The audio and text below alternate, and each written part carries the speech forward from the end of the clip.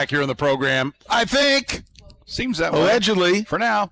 Kyle let us know. It was great when we're chatting away here, and like we get a text. He goes, "Yeah, you're down."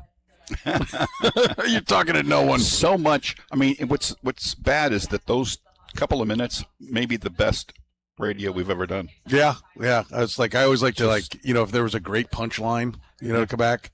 That's when he said, "Damn near killed her."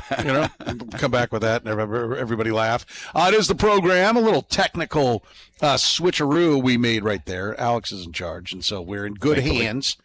She immediately went, all right, we're making a change. And so hopefully this will be working well. We're at the CNC Group Alpha Point Golf Tournament presented by Bank Midwest here at the beautiful National, staring at pictures of Tom Watson's championships. And this is a Tom Watson designed golf course. Beautiful setup, beautiful homes out here. Great backdrop here for the golf tournament that benefits Alpha Point.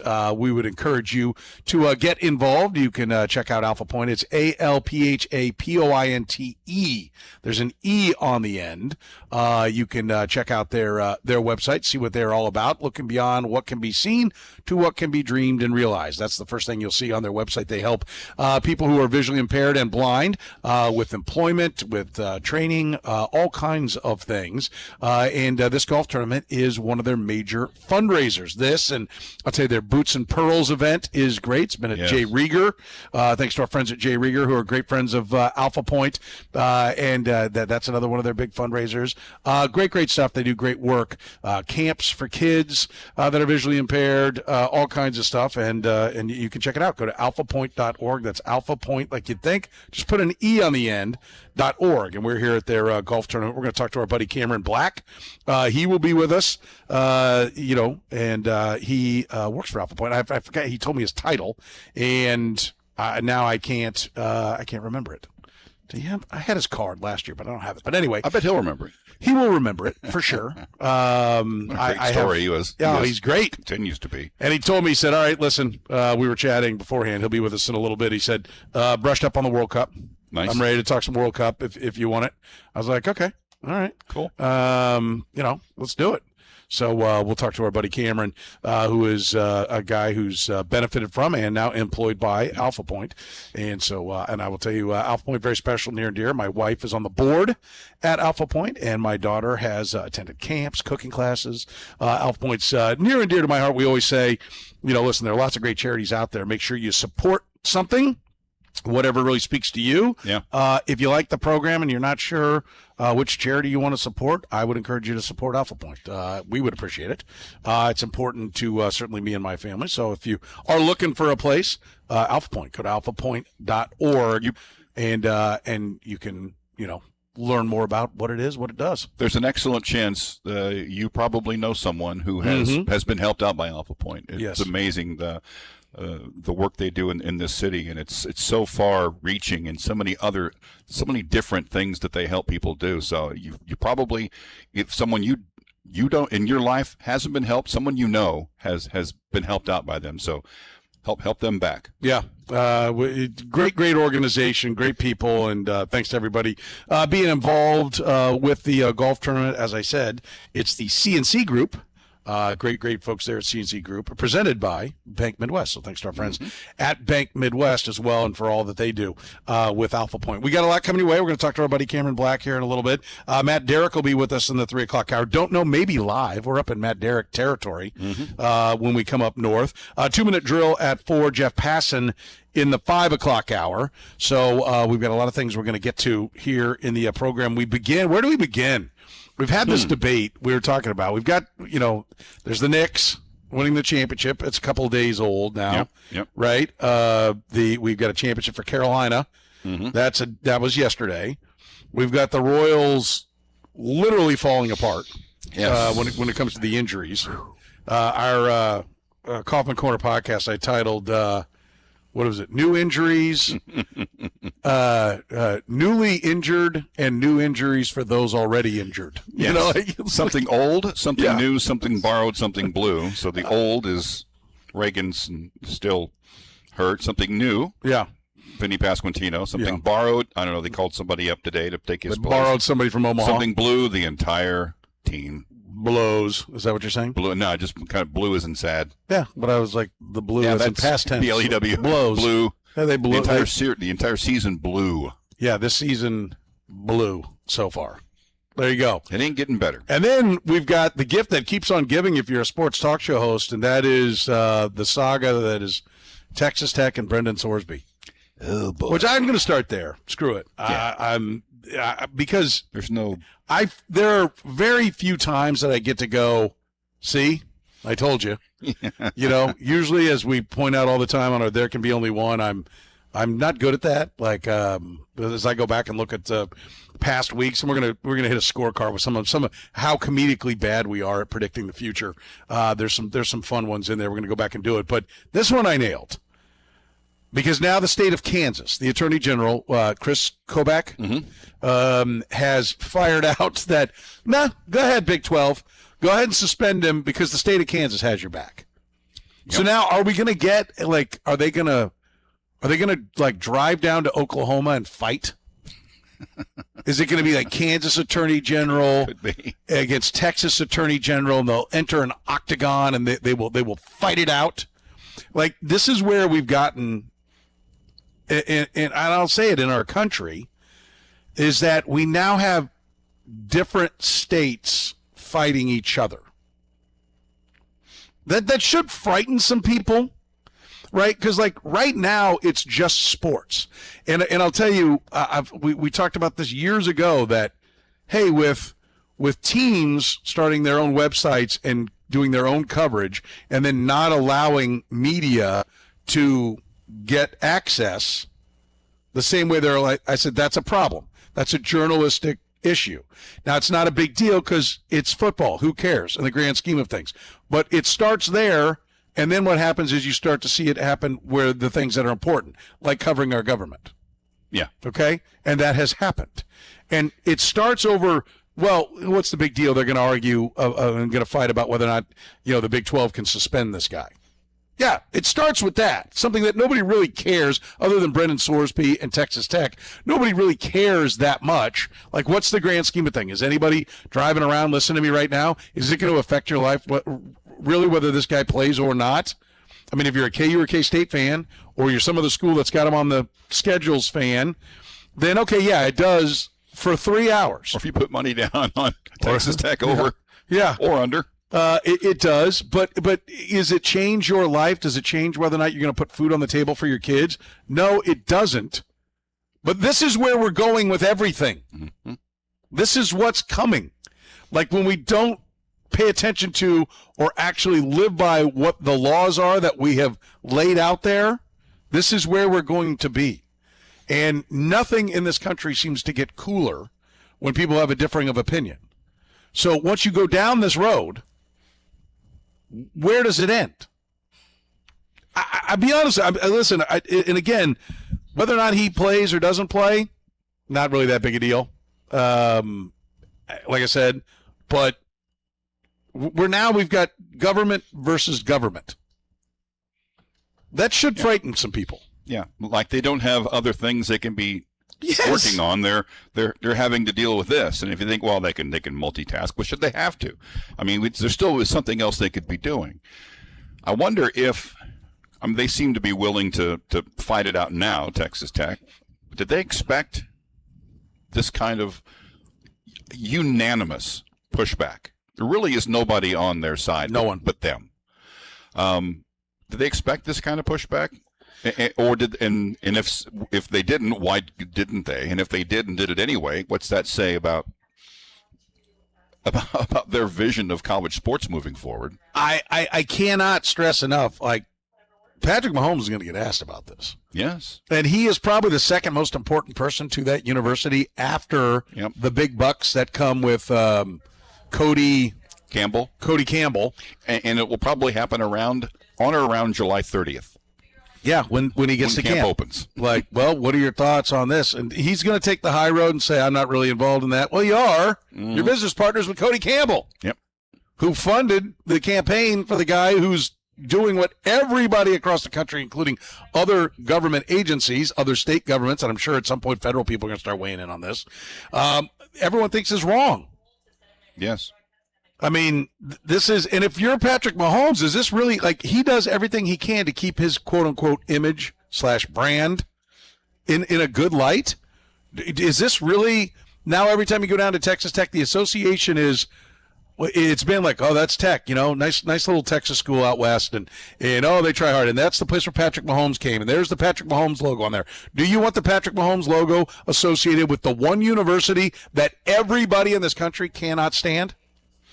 That every sports fan thinks is insane, is ludicrous, is completely out of control, is totally wrong? Is that really what you want your brand wrapped up in? Wouldn't think so. He's had to overcome a lot of things that have been thrown at him. This is just one more, and he's doing it in an off season where he's got a couple other things he's got his mind on, and one more situation put in front of him.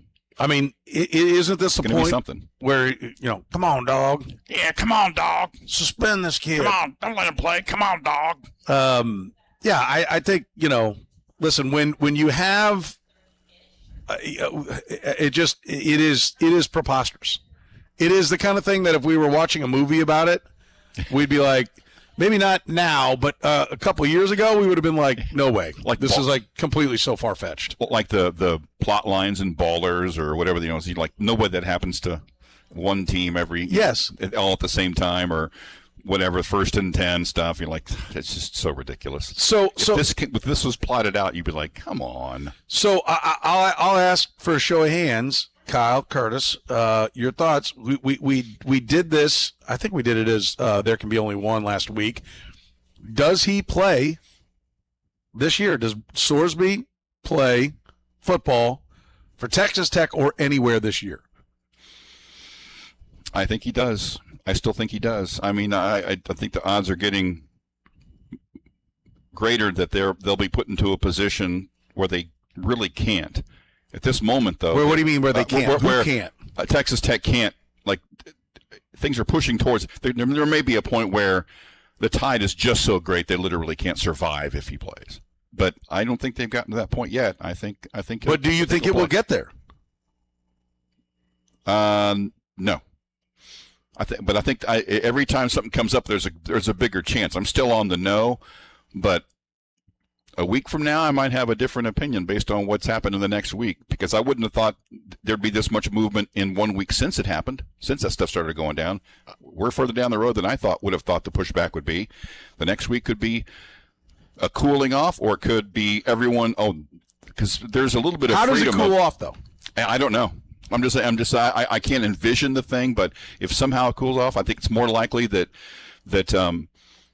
with every person that jumps into the fray, someone goes, oh, okay, well then I can jump in, and it may be just a tidal wave of everyone coming in against them, and it may be a situation where they just can't stem the tide, and they have to let go of him. All right, Kyle. My answer was yes. He's going to play last week, but since last Thursday, I feel that my tune has changed a little bit too. I think the pressure does get to him.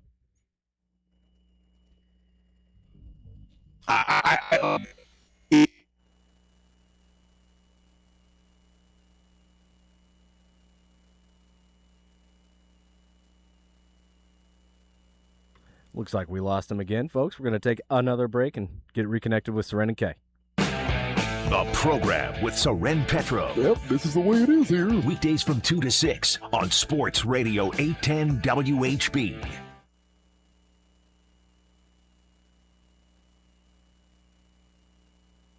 When it comes to medical laundry, clean isn't just important, it's everything. That's why Kansas City hospitals, surgery centers, and clinics trust Walker Medical Linen Service. Family owned and proudly based right here in Kansas City. Walker delivers.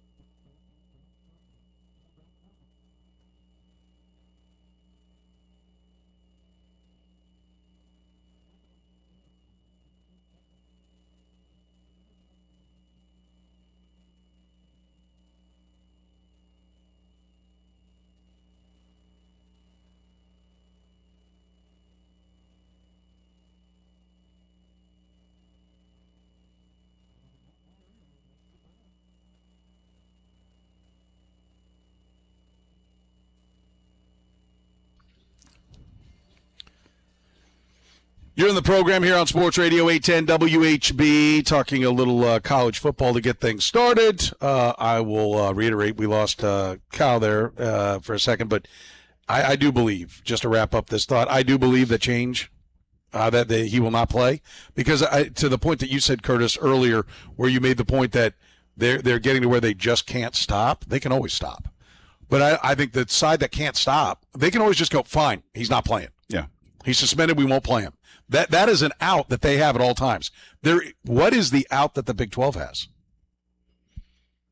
Nothing right now. I mean, if you cannot enforce your rules, right, then how do you make a school show up and play? If you cannot penalize your member institutions, you have no organization. So to me, the side that absolutely cannot quit and cannot allow him to play is the Big 12. Yeah. There's just absolutely no way. And listen, I know politicians, do things to, be grandiose and make themselves look good. I don't blame Chris Kovac. I don't think that's what's going on here. No. He said if you've read his letter, and he put a letter out there, I retweeted it. If you follow me at Soren Petro, SORENPETRO, you can see it. And in his letter, he said we have 2 universities in the Big 12 that are in the state. I think it's absolutely in his jurisdiction. I don't know if the Attorney General is the right guy. I don't know if it should be congressmen or senators or whatever, but it's official now. You're talking about harming another state's university with your decisions. Yep. Right? That's where this has become giant and almost no solution. There's no. Let me put it this way. There's no solution for the Big 12, and there's no future for the Big 12 if he plays. Right. Yeah, that's the worst possible precedent you can have. Hence the attempt to get a judgment in their case, just to let them use their bylaws. I mean, what are the bylaws worth? What's the point of having even a form of recourse by the conference if they can't use it? Just take the bylaws and toss them out the window because they don't matter. And it would be the second time, if they don't get this injunction, it would be the second time in which you've had an established law just kind of tossed out the window because somebody has power and has reach. And the only reason we're here is because somebody with power has had some reach and used that reach, and now they're trying to get away with it again. And it'd be nice if the other side got a little bit of power and some reach. So I'm all for them getting that taken care of and at least having the ability to challenge. Right now they got nothing. Yeah. They're just sitting in a chair going, well, is what it is. And so if we have, I'm like, it's amazing. It may, like I said, it may be an amazing spiral beyond sports with this country, but it is amazing to watch. We're going to have a state versus state fight. Yeah. I mean, that's what we're headed towards. That's, and so who rules on that? Clearly a federal court of some sort. Mm-hmm. And then which federal court in which state? Yeah. It can't be either one of those two. No, it has to be I don't know how they even decide that. and let me say this, if it is quickly, ruled that, okay, Texas was completely wrong, this is not, that's been overturned, the Big 12 can do whatever they want, Texas Tech can seek no damages, the state of Texas can seek no damages towards the Big 12, and you do all that. Okay, so do you fire the guy who did all this in Texas? Is that judge taken out? Because if you're doing something that is blatantly wrong, what do you have to do to get fired? Yes. In the court system now. It's hard to say because there really hasn't been a lot of precedent for those types of positions being held accountable other than elections. And most people, unfortunately, will go in. A lot of people will go in. Well, I don't know anything about these two guys. I don't want to call someone the job. And they just go bang, bang, bang, bang. They approve everyone. I know some people who go the other direction, which I think I tend to have a little bit more truck with. But there's no way to hold someone with that kind of power accountable. And no one in Texas is going to do it. I don't know what the University of Texas could try to find some kind of. I mean, do they have a judge that can come in or someone that can help in that regard? That won't be the Attorney General, but we're getting so far removed from what's happening on the field that it's like I can see why some fans would be like, I don't need this. Yeah, I'm gonna go watch something else. Yeah, I mean, you sports is supposed to be what you get away from. Yes. All this, and now sports is becoming all about courtrooms. Yep.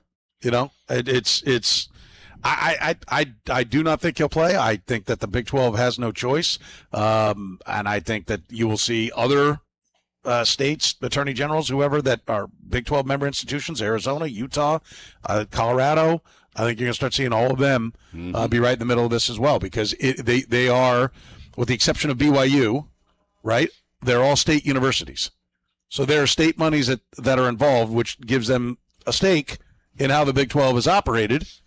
And so I don't know why this won't just be Texas versus every other state. Yeah, and I do think there's a really good chance of that happening the more I think about it, because just having that first person go through the wall, which is much Chris easier Kobach, to follow behind. How many other states go, all right, now I'm not the first guy. I'll have someone will be in that room when I get there. Yeah. And so I won't be surprised if in the next week we see multiple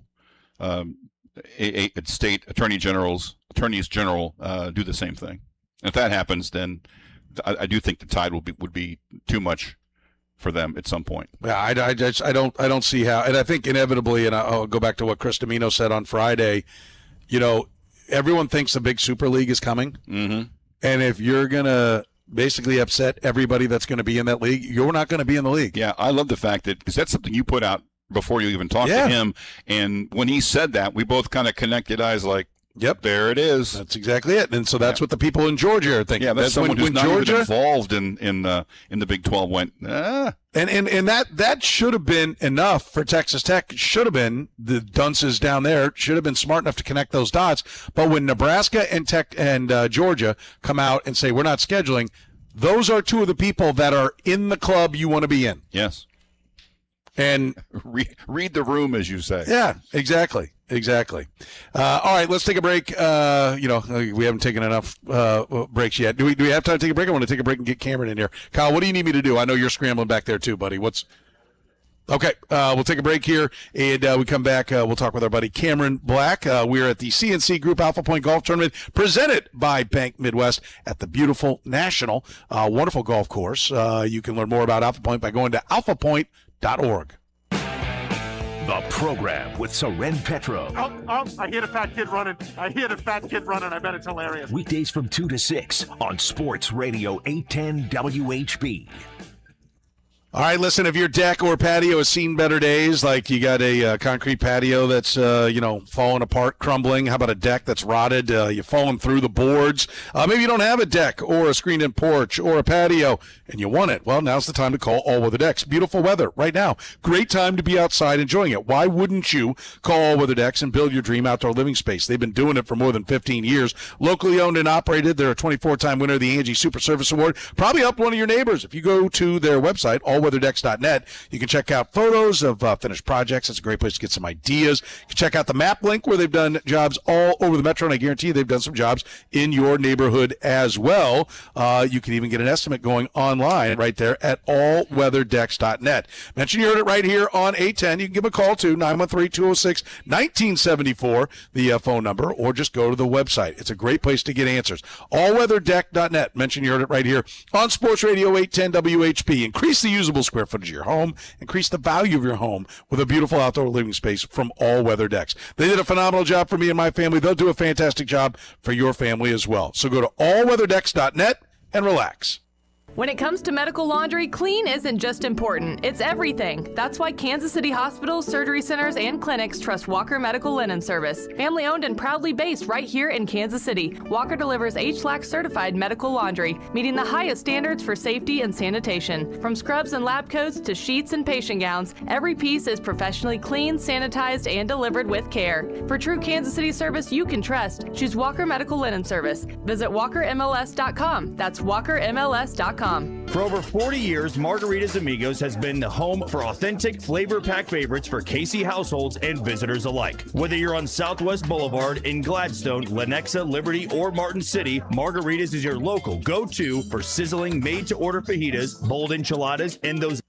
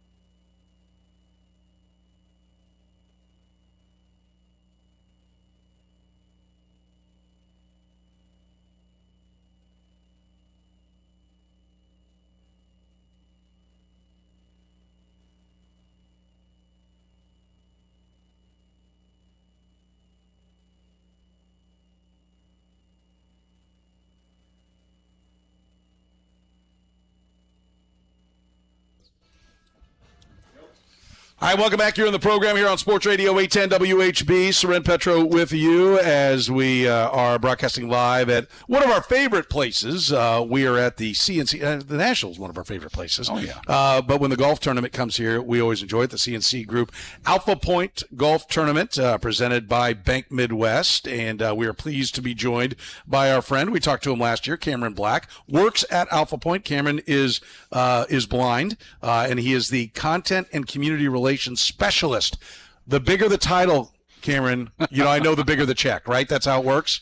That should be how it works. We'll say that. Should doing a lot of work in that sentence, isn't it? Yeah. Listen, I know the golf tournament here is one of the bigger revenue generators for Alpha Point. Let's talk about, first of all, what Alpha Point is. Tell everybody about what Alpha Point does. So Alpha Point is really what we like to say is we'd like to meet you wherever you are at in your journey of vision loss. So we provide employment opportunities to working age adults who are visually impaired or blind, but we also provide rehabilitation services to people who are visually impaired or blind. Perhaps they have recently lost their vision and they're trying to learn how to adapt to that lifestyle of vision loss and live independently and live confidently. And as we like to say, not just live, but thrive with vision loss. So we work with adults of that nature. We work with people in our low vision clinic who are going through visual impairment, perhaps due to diabetes or due to macular degeneration or things of that nature. And they really just want to live in their own home and they want to age with dignity and age in their own home. And of course, we also work with blind and visually impaired youth, which is why we are all here today at the CNC Group Alpha Point Golf Tournament. I love that, the slogan and the point you put, because I think there are probably a lot of people who could use the help of Alpha Point who may not think their particular situation could be helped in that regard, and wherever they are on the road, you said where they are on their journey, they may not think that that's a situation that can help them, but it can. Absolutely. And yes, we want to meet someone wherever they are at in their journey with vision loss. So we can start working with someone with vision loss or with blindness as early as like 5 or 6 years old, all the way up until they are senior citizens and whatever they are dealing with in their life. Yeah. And Alpha Point helps tons of people here, but not just in Kansas City, right? As well. It started in Kansas City, but has grown and even has, one location in New York, correct? Yes, we do have New York offices. We have offices in Queens, New York. And yeah, we service people as much as we possibly can. We have clients from other states. We have clients who come into our rehabilitation program from Kansas, from Oklahoma, from Texas, from Arkansas. And we also have offices in New York that employ as well, like you were saying. And we mentioned that you're visually impaired. And have you gotten any services from Alpha Point in addition to being someone who works at Alpha Point? Is there anything that's been beneficial for you personally? I did. So my Alpha Point journey started in 2008, and I will just kind of give you I'll try to be sure. I'll try to be brief here, but just to give you a brief rundown of my own Alpha Point journey. I started as a client in 2008. And then in 2016, I learned that I was going to be a first-time father and was desperate for employment and was having a very hard time getting a job, was having a very hard time getting an interview. And Alpha Point gave me a job when I felt like nobody else would. They gave me a chance. They gave me an opportunity. I worked in our call center for 9 years, and then I got promoted last March to Content and Community Relations Specialist. And I'll tell you, Soren, what it's done for me personally, I walk into our building every morning at about 7:30. I go into my office that has my name on the door, and I set down my coffee, and I feel like I'm home. Yeah. I feel like I'm exactly where I'm supposed to be, doing exactly what I'm supposed to be doing. I work with an incredible team of people doing amazing work. I couldn't be happier. That's awesome. That's awesome. We're talking to Cameron Black from Alpha Point, the group that is benefiting from this tournament, the CNC Group Alpha Point Golf Tournament presented by Bank Midwest. And you are quite the sports fan as well, right? I am, yeah, a huge sports fan. That developed as I moved to Kansas City. I was not a sports fan before moving here. Where did you come from? Where were you before Kansas City? I forgot to ask you that earlier.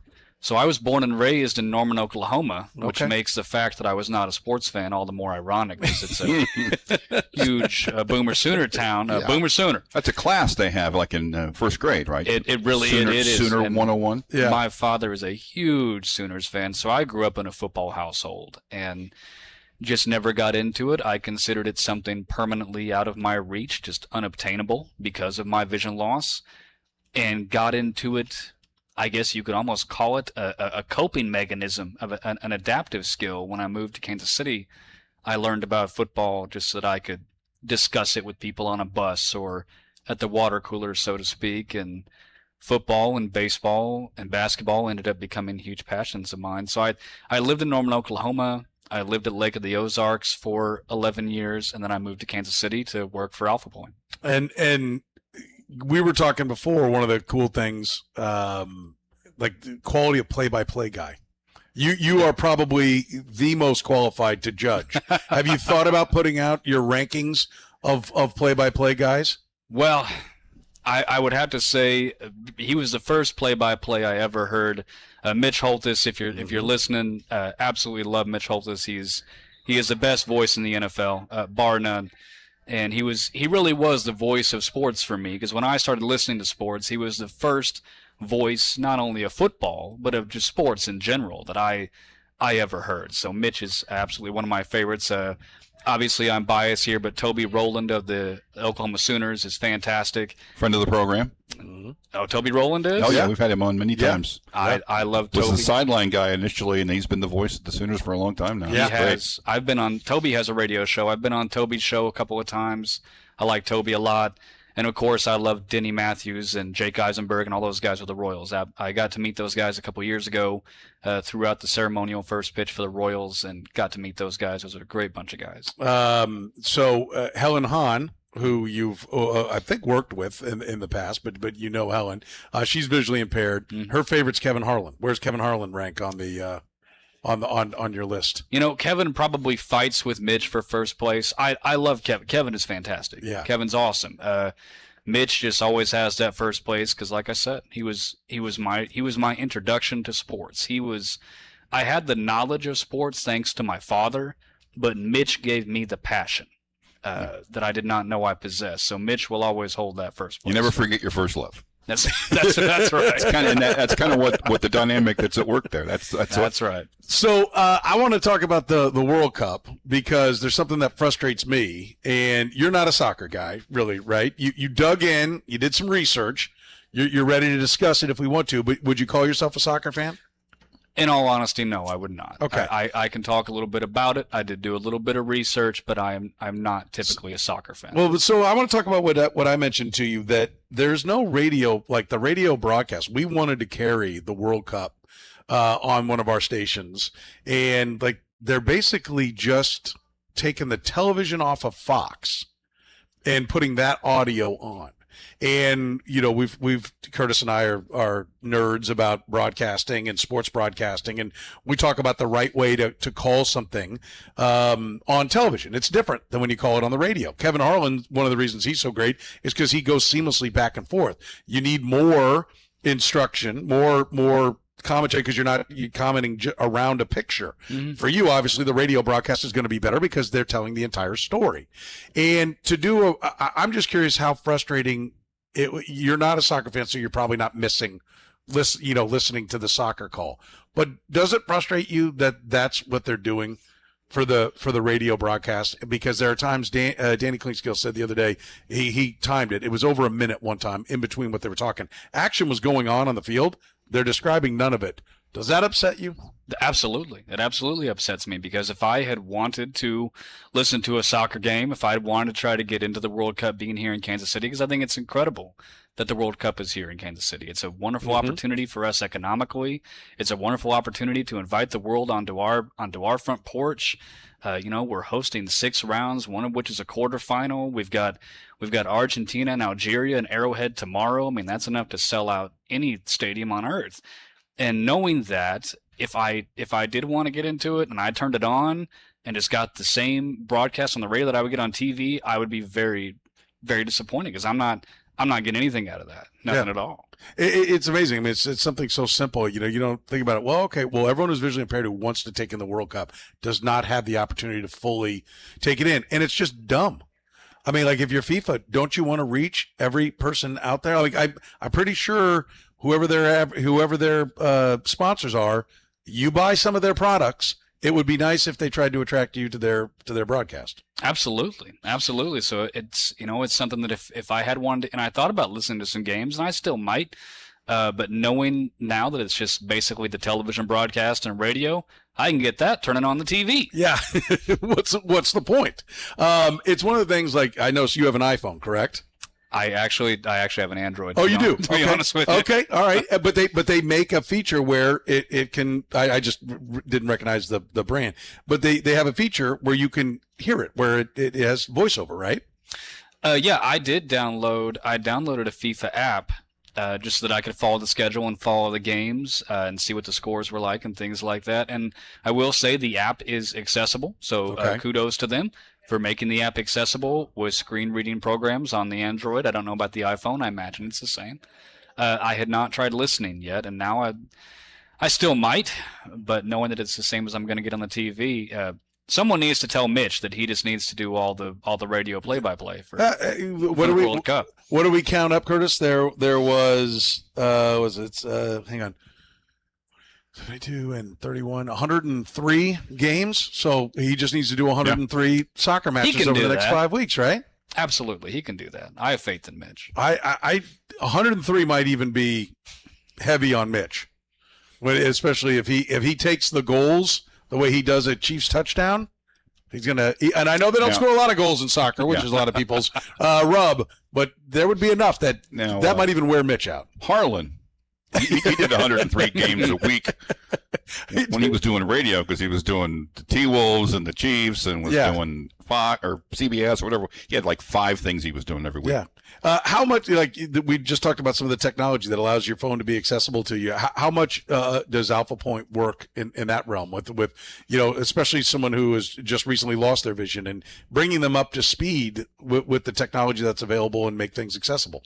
So we do a lot of that. One of the main courses, I guess you can call it, when I lead tours at Alpha Point, it's one of the things that I do as part of my job, and I call it the 4 pillars of education that Alpha Point has for rehabilitation services, and one of those pillars is adaptive or assistive technology, is AT. So we work with our clients a lot on screen reading technology, on text enlargement technology if they are just visually impaired and they can still see text and they want to utilize their remaining vision. We can work with them on that. And we also work with them on a wide plethora of apps on their phones. We work with them on Uber and on Lyft and on Be My Eyes and things like that. And I have definitely given some off-the-clock advice to some clients about sports apps and sports scheduling apps and radio apps and things of that nature. But we do dive into that quite a bit. And Alpha Point has an app as well. So if anyone wants to download the Alpha Point app, it's a great way to keep up with our content and the things that are going on at Alpha Point. Yeah, we're talking right now with Cameron Black from Alpha Point. His title, I want to make sure I got to read it so I get it right. Content and Community Relations Specialist at Alpha Point. How much has the technology changed in your lifetime? How much have you seen technology, and how much has it improved your ability to get access to whatever it is you want to do? It has changed immensely. I mean, I live independently. I live completely alone in a house that I own, and I'm raising 2 children, a 9-year-old and a 6-year-old, a 9-year-old daughter and a 6-year-old son.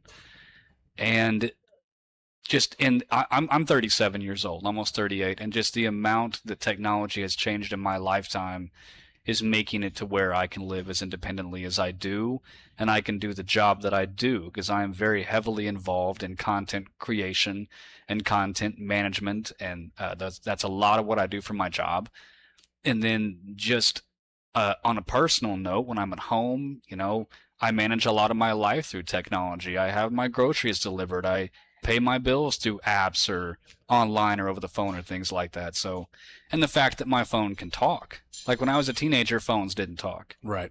So the fact that my phone can talk and the fact that I can do everything on my phone that a sighted person can do on their phone is something that has only happened within my lifetime. And I could certainly live alone without those things, but it's exponentially easier with them, certainly. And so if somebody is visually impaired or recently, visually impaired, or they know someone who is, or if they're looking for a job, alphapoint.org, is that where they start, or would you send them someplace beyond that? No, alphapoint.org is a great place to start. Absolutely. If they're looking for job opportunities, if they're looking for rehabilitation, low vision clinic, youth services, or if they just want a tour, we can service all of those areas. Yeah. Cameron, always great talking to you, buddy. I appreciate the time and appreciate what you do. Appreciate Alpha Point and appreciate everything you do for Alpha Point. Because as I've said before, as you know, my daughter benefited from Alpha Point. So thank you for all you do. Absolutely. I got the pleasure of talking to your daughter earlier. I know she's been heavily involved with our adventure camp. She is volunteering for tech camp this year, and I know that her first internship was with the CNC group. So congratulations. That's to right. her. That's right. Well, Cameron, we appreciate the time, buddy, and we'll let you go, and we'll talk to you hopefully again next year. All right. Absolutely. Thanks a lot, Soren. I really appreciate it, guys.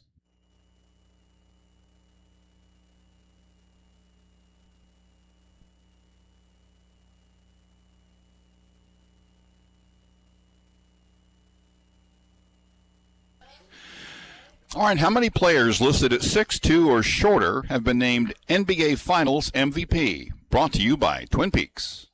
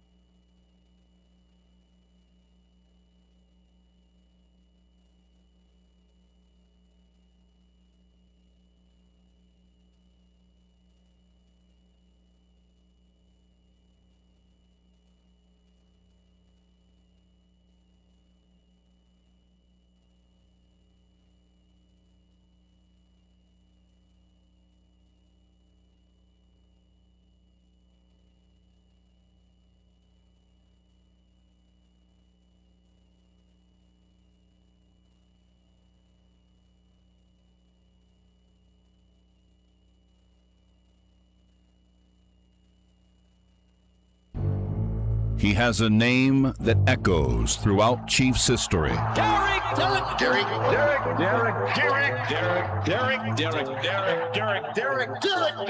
He also has a name that does not. Matt. He's Matt Derrick of Chiefs Digest on the program. Welcome back here on the program here on Sports Radio 810 WHB. Petro, Seaboldt with you as we are here live at the CNC Group Alpha Point Golf Tournament presented by Bank Midwest. We're at the beautiful National. We were hoping we might get Matt Derrick in here. We brought a big fancy chair for him to sit in and everything. He was maybe going to swing by, but alas. Got a medium rare ribeye steak, baked potato with all the fixins and everything. Just how he likes it. Plus, I guess I'll eat that. Wonderful ice cream. Yes. To wash it all down, and some massage chair, expensive bourbon as well. It was all here for you, Matt. But going to do it by phone, huh? Yeah, I wanted to make it, especially after Kyle told me about the food and everything. But alas, one of my family members at the mother-in-law's house got a little bit of damage during the storm yesterday, so we're running around trying to get everything corralled. So, and actually not very far from the National. So I'm glad everything out there is good to go. Yeah, we've had some beautiful weather yesterday and today. I mean, it doesn't get any better than that for June. So, at least it's not too hot and doing all that. So, yeah, sorry to hear that, buddy. But hopefully you get everything taken care of. Did the Chiefs get everything taken care of when it comes to OTAs and minicamp? Do you think it was a success, or are we a little nervous headed up to St. Joe? I mean, I think as much as a success as kind of an incomplete off season could be. You didn't have your quarterback, so it was always going to be a little bit of a, kind of an incomplete offseason if you'd ask me. But the fact that they got as much out of Mahomes as they did, I think was a pretty good win. Obviously, they thought they were going to have Rashee Rice, so not having him there as well, I think added a little bit to the kind of lack of, yeastiness maybe of this year's training camp or mini camp and the OTAs. But I think they got what they needed. They figured out who they are. I'm a little bit curious too about, just shaving a week off. And I know probably it's more about the World Cup than they wanted to admit. And, and a lot of teams around the league are taking off time and not doing the full 13 days of OTAs and minicamp, especially teams that have veteran teams and existing and established coaching staff. So Chiefs aren't actually new there, but I do wonder if it'll slow them down a little bit going into training camp and what they've got. But I think they were as productive as they could be in the time that they had. They're trying to get Patrick Mahomes ready in the shortest timeline that people would tell you it's normally possible. Where do you sit now after watching him out there as to whether or not you think he'll be ready for Week 1? I think he'll be ready for Week 1, and he will, he'll be 100%, I think, in his mind, which is not going to be 100% of Patrick Mahomes that you've seen in the past. I mean, he's going to go out there. I think he'll be there in Week 1. I think he's going to go out there and do what he can, but let's face it, he's not going to be the guy that you usually see. There's going to be some diminished capacity. Is it going to be 5% or 30%? Probably, I guess, somewhere in between.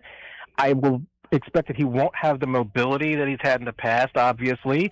I think he might surprise people and have more mobility than some expect. So I don't think it's going to be Dan Marino back there, but there's still plenty to do. I mean, let's face it, in the off-season workouts, he did not take a snap under center, wasn't out there with team period, so no 11-on-11. He hasn't had anybody, flying around his legs, either defenders or just guys on the ground that get blocked. He's got to be able to take some hits, learn to protect himself. He's going to need a preseason game. I don't think that if you're the Chiefs and Mahomes, and I don't think he wants to go into Week 1 without having been in a preseason game and taking a hit.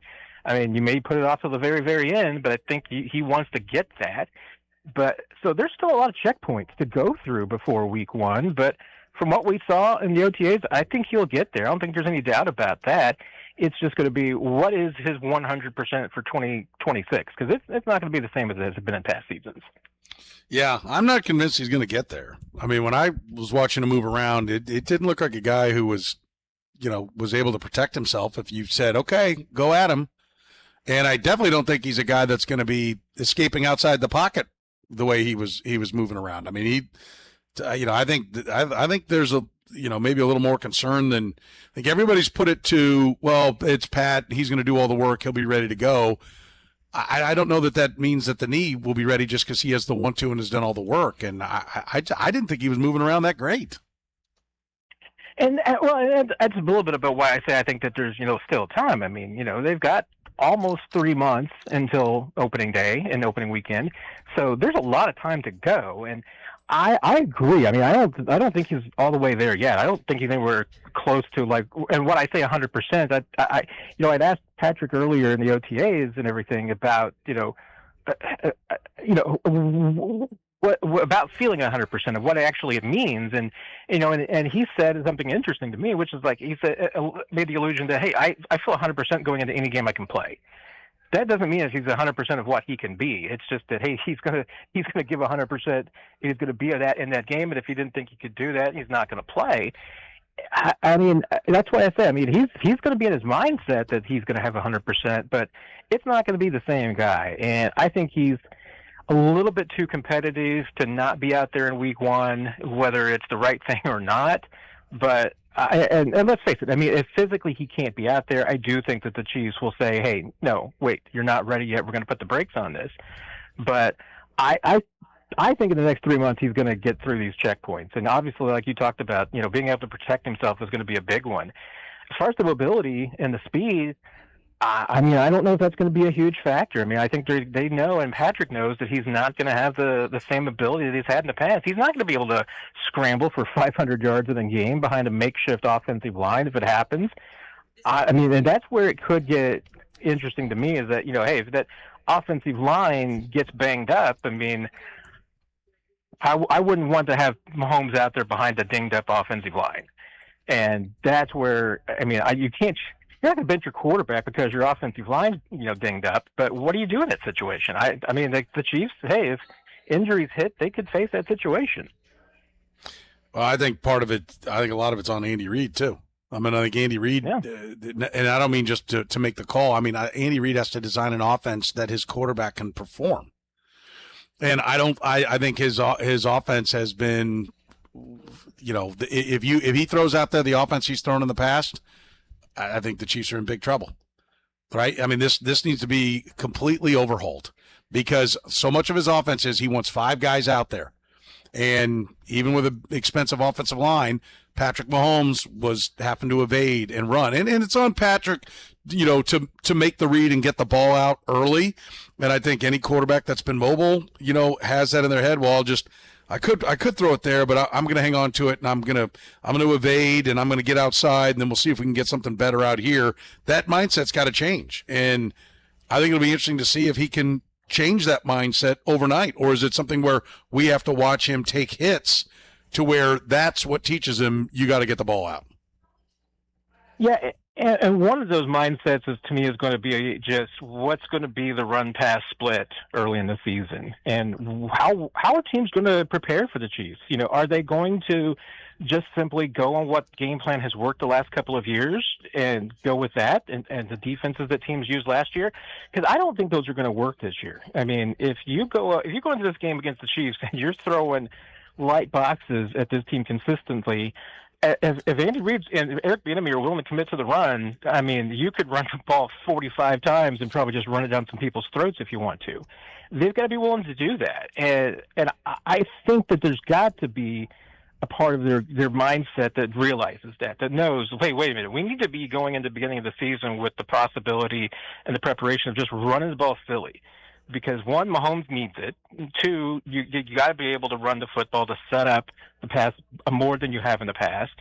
And last year, I mean, I remember thinking when they said it at the time that it's just like, this is the most ridiculous thing I've ever heard. Was when they, we're talking about throwing the deep ball to open up everything else, to open up the run game, the short game, and it's like, okay, that doesn't work. I mean, you don't throw the ball deep to set up the intermediate stuff and the underneath stuff. No, I mean, you do the underneath stuff to set up the deep ball. It doesn't work the other way around. And last year's offense proved it. they've got to be able to, count on the guys that are doing the dirty work underneath, short passing game. They've got to be able to consistently run the football. They've got to lean on that offensive line. And because this is, I say, hey, Mahomes is a guy that can, if he's on the field, he can win you a Super Bowl any year. Doesn't matter how healthy he is, because we've seen him win a Super Bowl on one ankle before. It's possible. But you got to get him there. And this year, he's going to need more help than he's ever had before. I still think there's a possibility this could be a really good season for Mahomes, because I think they have better talent than they had last year on the offensive side. And they've got the resources to open things up for him. But if they don't commit to the right strategies and they just decide, hey, you know what, it's Mahomes and we can ride him to victory every single week. No, he's going to have to lean on his teammates more than he ever has before. Yeah. And do you think that's something he can do, or is it, like I said, do you expect him to have to be taught those lessons by guys knocking him around? Some of it is going to just have to be taken out of his hands, because, obviously we've all talked about it. They need to lean less on the RPO game this year than they have in the past. It just doesn't work anymore. They've run it too much. Everybody has seen it, and they're playing for it. Maybe it will open up a bit if you've got, Walker in the backfield, and if you commit to it a bit early, then maybe you can get some people to bite on it. But by and large, you need to revamp that whole strategy. And I don't know that the Chiefs are going to dramatically swing to going more under center. Obviously, Mahomes didn't do anything under center in OTA, so I didn't necessarily see them going under center a lot more with Justin Fields and Garrett Nussmeier as far as setting the stage for it. But they're going to have to do some things differently. And that's one of the things, we talked about before. Andy Reid has always been pretty much a 60-40, 65-35 guy when it comes to run-pass percentages. I think this is going to have to be one of those years where he runs the ball more than he's ever run it before. And if it's not the run specifically, then certainly it's the screen game, which I think they've got 2 or 3 guys that can run the screens pretty effectively, which I don't think they've had in the last few years either.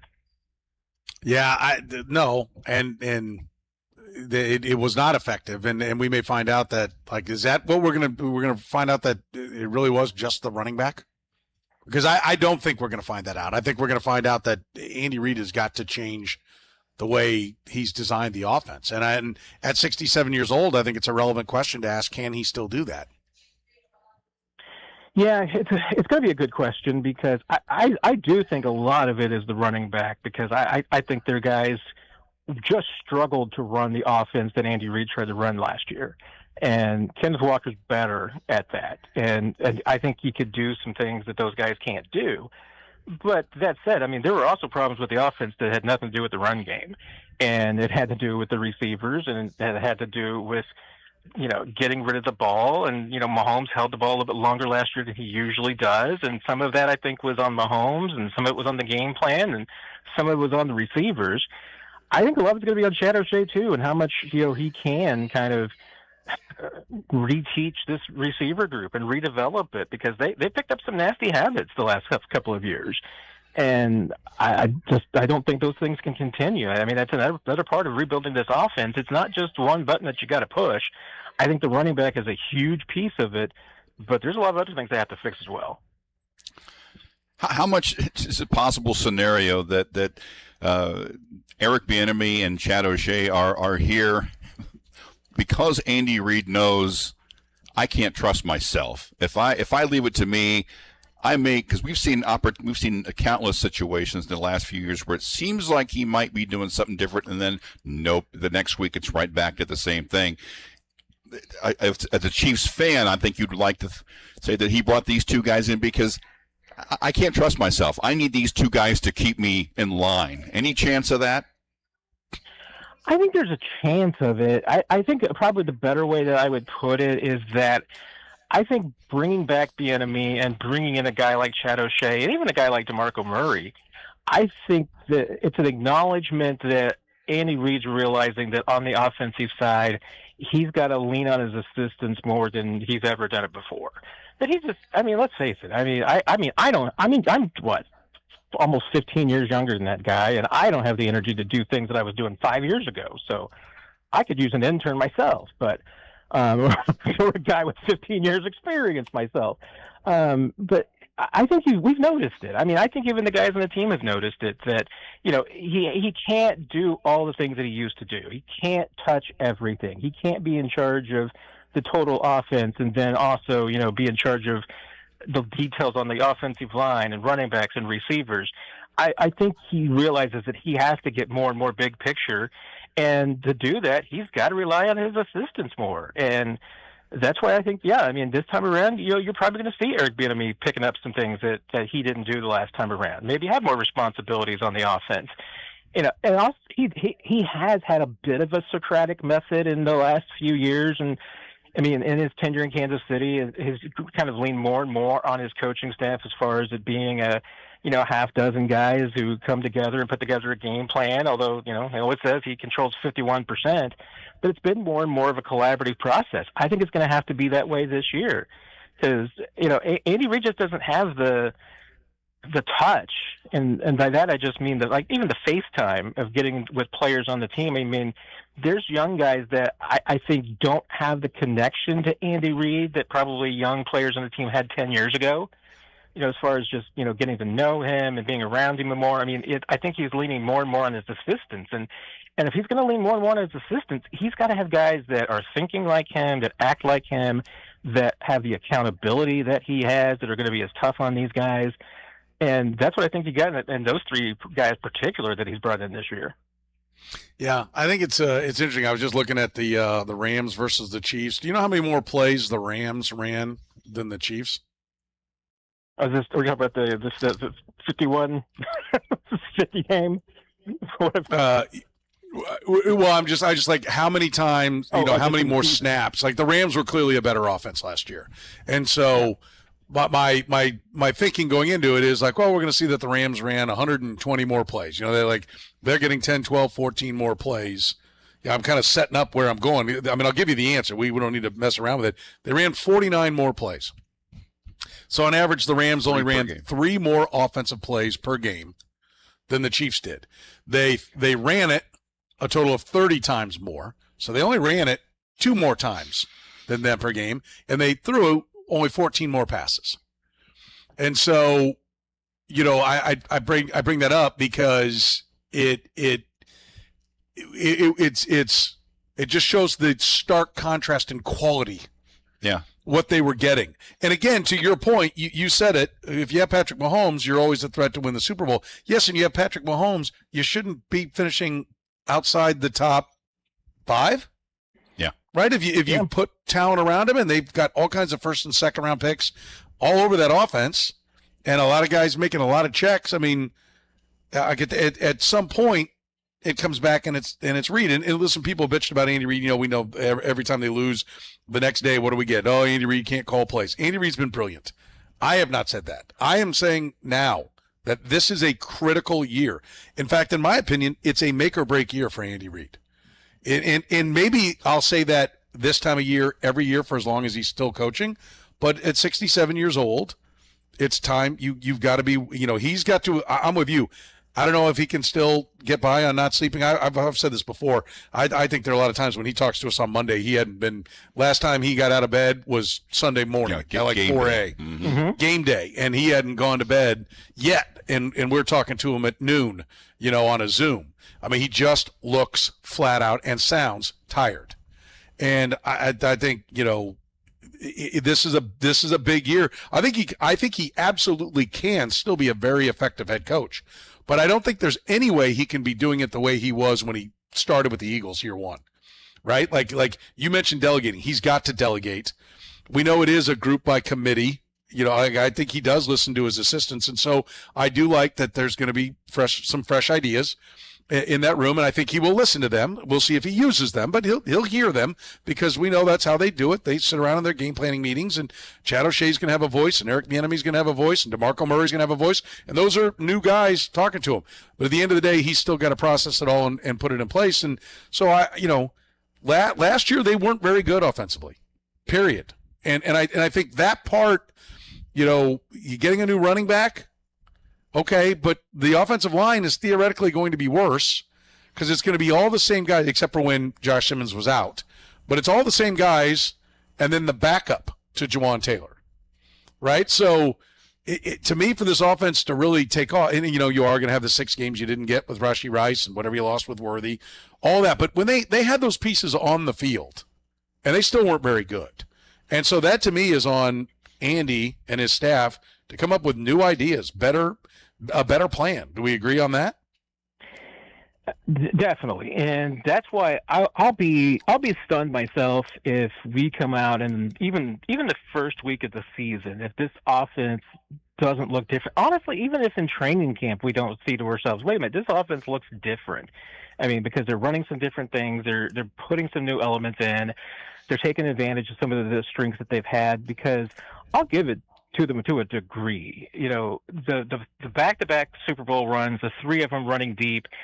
The one thing that seemed to be, to me, the sacrifice of those deep runs was that there were not a lot of changes offensively from year to year. Usually, Andy Reid, I mean, you look at an Andy Reid offense, and it's just like you're waiting for week 1 because you want to see what new Christmas presents you got under the tree, because he's going to have some new wrinkle, some new element. This was largely, to me, the exact same offense the last 3 years. There were very, very little changes. And I think that was, a little bit of what you saw even during the 2024 season was when you really saw the cracks of this offense a little bit. Well, it's the second year in a row that the teams had seen this offense, so they really went to school on it. And I'm still going to just absolutely obsess on the Super Bowl loss to the Eagles and just be like, watching that game, I mean, the Eagles absolutely owned the Chiefs offense. They picked it apart. I mean, Vic Fangio just absolutely helped the Eagles put together a defensive game plan that absolutely took every element of that game plan.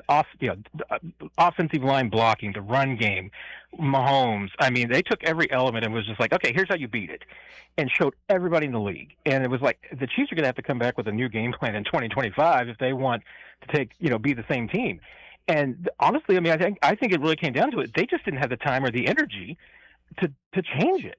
So we saw the exact same offense again in 2025, and by that time, everybody knew how to beat it. I mean, and that's why, to me, with the time that they've had this year in this offseason, the rest and the recovery that they should have, if this offense doesn't have new wrinkles with the new pieces that it has, and they don't look at some of the fatal flaws that they've had last year in particular and fix them, then there's no excuse. And I'm with you. I mean, I don't think the Chiefs are going to have a bad year. I think they are going to bounce back. I'm not saying 15-2 or anything, but I think 11-6 is a lot more likely than 6-11. But you're right. Coaches at this point in their career, if they have a second bad season in a row, you don't normally pull out of it. And you talked about, coming into the season the last 3 years, the offense didn't look any different. But the thing those 3 seasons had in common is that all three were coming off of a Super Bowl. So you mentioned not having the time or maybe the energy or the urgency. And I think the mistake, you talked about how Philadelphia took them apart in the Super Bowl after that 3rd year. The mistake was they kind of treated that the same way they treated the previous 2 years. And as wrecked as they were by Philadelphia, I wonder if maybe a little too much in their minds was put on the fact that they just had protection issues because they didn't really have a left tackle. That was the leading factor, but that wasn't just if the offensive scheme was solid, it wouldn't have been as bad, I don't think, as it was that day. There were clearly other areas that the Eagles were able to exploit, and I wonder if they leaned too heavily. Well, we got a left tackle now, so we can come out with the same thing that put 32 points up on the Bills in the AFC Championship game, and we're good. And in reality, they should have taken much more of a critical look at what Philadelphia did to them in the Super Bowl. Yeah, and I think, one way that they thought that they were going to get better from 24 to 25 was simply, hey, we know what went wrong. We know what the mistakes were. Let's just fix the mistakes. Well, they didn't fix any of the mistakes. The mistakes were all still there. They had the same issues. I mean, as far as, blocking goes, as far as positions go, I mean, right tackle was still a problem last year. Wide receivers were still a problem last year. Running back, I mean, they knew running back was going to be a problem, but they didn't really have a way to fix it. I mean, there wasn't a magical, running back to go out there and get. There wasn't anybody available that they felt like that they could afford that was going to make a difference. Whoa. You're talking about going into last year? Yeah, going into 25. Oh, no. That's revisionist history. There were a plethora of running backs all going at a fraction of the price that the running backs went for this past offseason. There was Javonte Williams, who went to the Cowboys at like $2.5 million. J.K. Dobbins was like a couple of $1 million. There was tons of running backs available, and had they gotten them and signed them to a multi-year deal, they would not have to pay the money that they paid to Kenneth Walker. I mean, that was no. I completely object to that idea. The mistake that they made was, and why am I completely blanking on the guy's name, the running back that they did sign last year? Oh, man. Kareem Hunt? No, I mean, the guy, wasn't he a former Chargers back? I'm trying to remember. Oh, no, the 49er, the former Elijah Mitchell. Elijah Mitchell, thank you very much. They chose Elijah Mitchell over Javonte Williams and any of these other guys you're mentioning. They made a bad call, one, and then two, once they realized that they'd made a bad call, I mean, they were too strapped. I mean, they weren't going out and, making the, trade for the Robinson kid from Washington because they didn't have the cap room to do it. So I that's where I think that they made the mistake. You're right. They compounded the mistake by just not doing anything. But the vast majority of what I think that they thought that they could fix in 25 was just fixing their mistakes, and they didn't fix any of them. I do think, one thing that they have done, to your point about like the Super Bowl and reacting to it, is when they decide there's a problem, they throw a ton of resources at it, right? Like after they got wrecked against the Bucs, they didn't go get one lineman. They drafted Creed Humphrey. They drafted Trey Smith. They traded for Orlando Brown. It was they overhauled a lot, and that's what they've done at running back this year. I mean, I think they recognize that they, really missed the boat on that. I mean, because they could have signed Javonte Williams to a multi-year deal, J.K. Dobbins. They could have signed like 4 guys last year, and if you cherry pick the best ones, you can come up with the greatest, running back collection in the NFL today. They could have signed 4 of them for what they're paying Kenneth Walker. And, most of them were all getting 1 for 2.5, 1 for 3. And then when the 49ers and Rams ran it down everybody's throat, and the Seahawks ran it down everybody's throat this year, everybody went, ooh, yeah, we need one of those. And the prices shot up. Yep. I think it starts to turn into it, which is going to be a whole other conversation, which is just that, I mean, the tight end group in the room right now in the NFL is maybe the most important group on offense. I mean, you've seen it. I mean, whether you're using your tight ends as blockers or receivers or a combination of both, and you look like what the Rams did with their tight ends. I don't trust the Chiefs tight ends this year. I mean, after Travis Kelce, I'm scared to death about what they've got because I don't know if they have anything. Even with Travis Kelce, I mean that I'm with you 100%. I'm not going to, the fact that he's the one that's solid, right? The most solid is kind of frightening. But I do want to point out, like, because people will take this when we're like, okay, they didn't get anything done. They're like, look, it was a failure.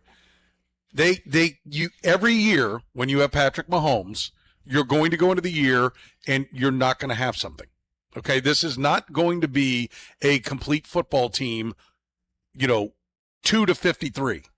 Right? When you get number 1 right and you got to pay number 1, then you don't have the room to get all the rest of it right.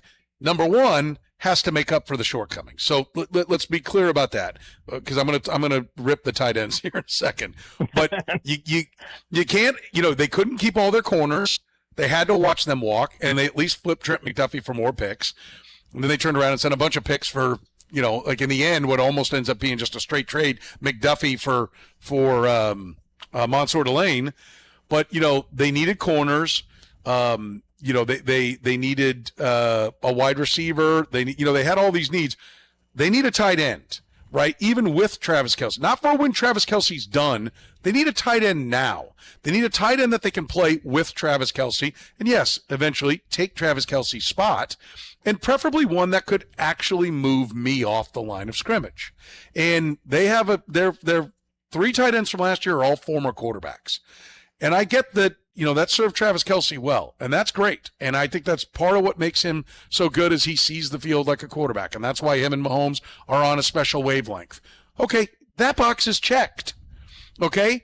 But it's kind of like pitching. All right, the fastball. We got the fastball. But where's the change? And where's the curve? And where's something to get him off balance? Where's the guy who can knock somebody off the ball? Because I do worry that, okay, we want to run the ball, but we're going to do it, out of our same formations, out of our same shotgun, with our same no-block tight ends, who, by the way, make up for their inability to block by not catching it if their name isn't Kelce. Rough deal. Because they didn't get any production out of Noah Gray either. I mean, Still waiting for that to happen. So, listen, I'm not mad, and they're not dumb, and they're aware of what they need to do. They're just, there's never the resources to do it all, but that tight end is, you're right, Matt. That's a very scary spot for this team. It is, and one thing that the Chiefs didn't really go whole hog on this last year. I mean, they did it more and more as the year went on, and obviously it was also in a lot of run situations. But I honestly thought, gosh, last year at times it was just, why don't you just go 6 offensive linemen most of the time? Yes. Use that extra offensive lineman as a blocking tight end. And throw the ball from those formations, because once again, I will. And sorry to interrupt you, but I'm so glad you brought that up, because I will back off what I just said about not addressing tight ends if they will do that. But that is you're putting a guy out on the field that isn't going to be a threat to catch the ball unless it's a gimmick play, which I think you should do, and throw it to that guy when he reports eligible. Every people honest that you still got to cover Fatty if he leaks out of there. But, we saw lots of teams do that and be really effective. This leading up to the Bills game? That was one of the big things we had that week, that the Buffalo does this. Yes. Why don't the Chiefs? And then they didn't do it, and they lost. Well, the only and reason. The Rams have a bunch of tight ends that just block. They don't do anything. They don't catch the ball. They're just tight ends, but they don't throw the ball to them either. Well, and I think that's the other thing is, when you get to late in the game and you can talk about the 4-minute offense and you want to – they know you're going to run the ball anyway. So what is the point of having, Kelce and Gray out there? Make it, if you want, we need the threat of Kelce. Fine, Kelce stays. And then put, Moore or Esapole or whatever tackle's not in the game, put him on the other side. That seems to be pretty simple. You're going to run anyway, and if you're going to throw it, you're trying to catch them by surprise, so get some big people on the field. It's which takes us back to our point about, okay, what is Andy Reid going to adjust? Is he going to be different? We'll find out. These are ways he can be different. I guess we'll find out. Matt, we're sorry we didn't get to see you. We'll go ahead and take care of this steak and potato and everything here. And thanks for taking care of that for me. Yeah, we'll take care of that, and then we'll talk with you next week, my friend. Sounds great, guys. Take care. All right, Matt Derrick from Chiefs Digest joins us every week talking Chiefs football. We are live today on the road at one of our favorite spots. It doesn't get better. AlphaPoint.org is where you can learn more about Alpha Point. We are at their golf tournament, the CNC Group Alpha Point Golf Tournament, presented by Bank Midwest here at the National. If you'd like to donate to Alpha Point, it's right there on the top bar of their website, Alpha Point, AlphaPoint, AlphaPointe.org. The program with Soren Petro. Now remember, we're here to impress the girlfriends of guys we barely know. So when you get the ball, throw it like a cannon. You must throw your arm out on every play. Weekdays from 2 to 6 on Sports Radio 810 WHB. All right, let me ask you a question. Is it that time of year? I was at a wedding on Saturday. Congratulations to my friend Derek and his lovely bride. They had a great time. If you're looking forward to that, wedding season is right now. You usually get engaged maybe about a year out, so a lot of you are probably thinking about that. Only one place to go, Jouslin's Jewelry, 95th and Antioch. Gary Jouslin has almost 1,000 engagement rings to choose from, and the most knowledgeable, friendliest staff you're going to find anywhere around. Listen, it's your most important jewelry decision you're ever going to make. Don't you want somebody that knows what they're doing? You can go to the mall and you can get somebody who was probably selling cars or mortgages or something like that a couple of weeks ago, or you can go to Jouslin's Jewelry, where some of Gary's staff has been with him for over 30 years. And he's a real jeweler. Mom and pop jewelry store, ha ha ha. That's what some of the big box stores like to say about Gary. He loves that. You bet he's mom and pop. Mom and pop are there. Gary and his wife and his daughter all work there. And he's a real jeweler. Thousands, tens of thousands of repairs. Happy to do repairs for you. Appraisals, anything you need. I've mentioned this a number of times. The local municipalities take jewelry that's seized and like drug busts and things. They take it to Gary. Is this costume jewelry? Is it real jewelry? What is it? What's its value? They trust Gary Joslin. I trust Gary Joslin. It's been the only place we've been buying jewelry for about 20 years. So no matter what it is, if it's that most important purchase, like an engagement ring, or maybe it's a confirmation thing, maybe it's a graduation gift, maybe it's a birthday gift. They got hundreds of birthstone pieces of jewelry as well in every birthstone out there. Get to Joslin's Jewelry. Anything with jewelry, go to Joslin's. Go to 95th and Antioch, right there on the southeast corner, just about a mile north on Antioch from 435. Very easy to get to. It's Joslin's Jewelry, online at joslinsjewelry.com. Hi, this is Kevin Harlan, and I'm here with Rob Side at Rob Side 4. Rob, I smell a grill. What's cooking? Kevin, the grills are fired up, and so are the deals. Right now at Rob Site Ford, it's the Ford Employee Pricing Sales Event with the best deals we've had in the past 12 months. Now that's saying something. What are we talking? Employee pricing on virtually every new Ford on our lot, plus even more dealer discounts on top. So how hot do these deals get? Up to $17,500 off brand new F-150s at Rob Site Ford, plus huge savings on Expedition, Explorer, Bronco Sport, Bronco, and more. Wow, that's 5 alarm hot. Exactly, and unlike Kevin's Burgers, these deals are coming out juicy. All right, I walked into that one. Shop Rob Site Ford, Kansas City's top-rated Ford store on Google. 4.8 stars and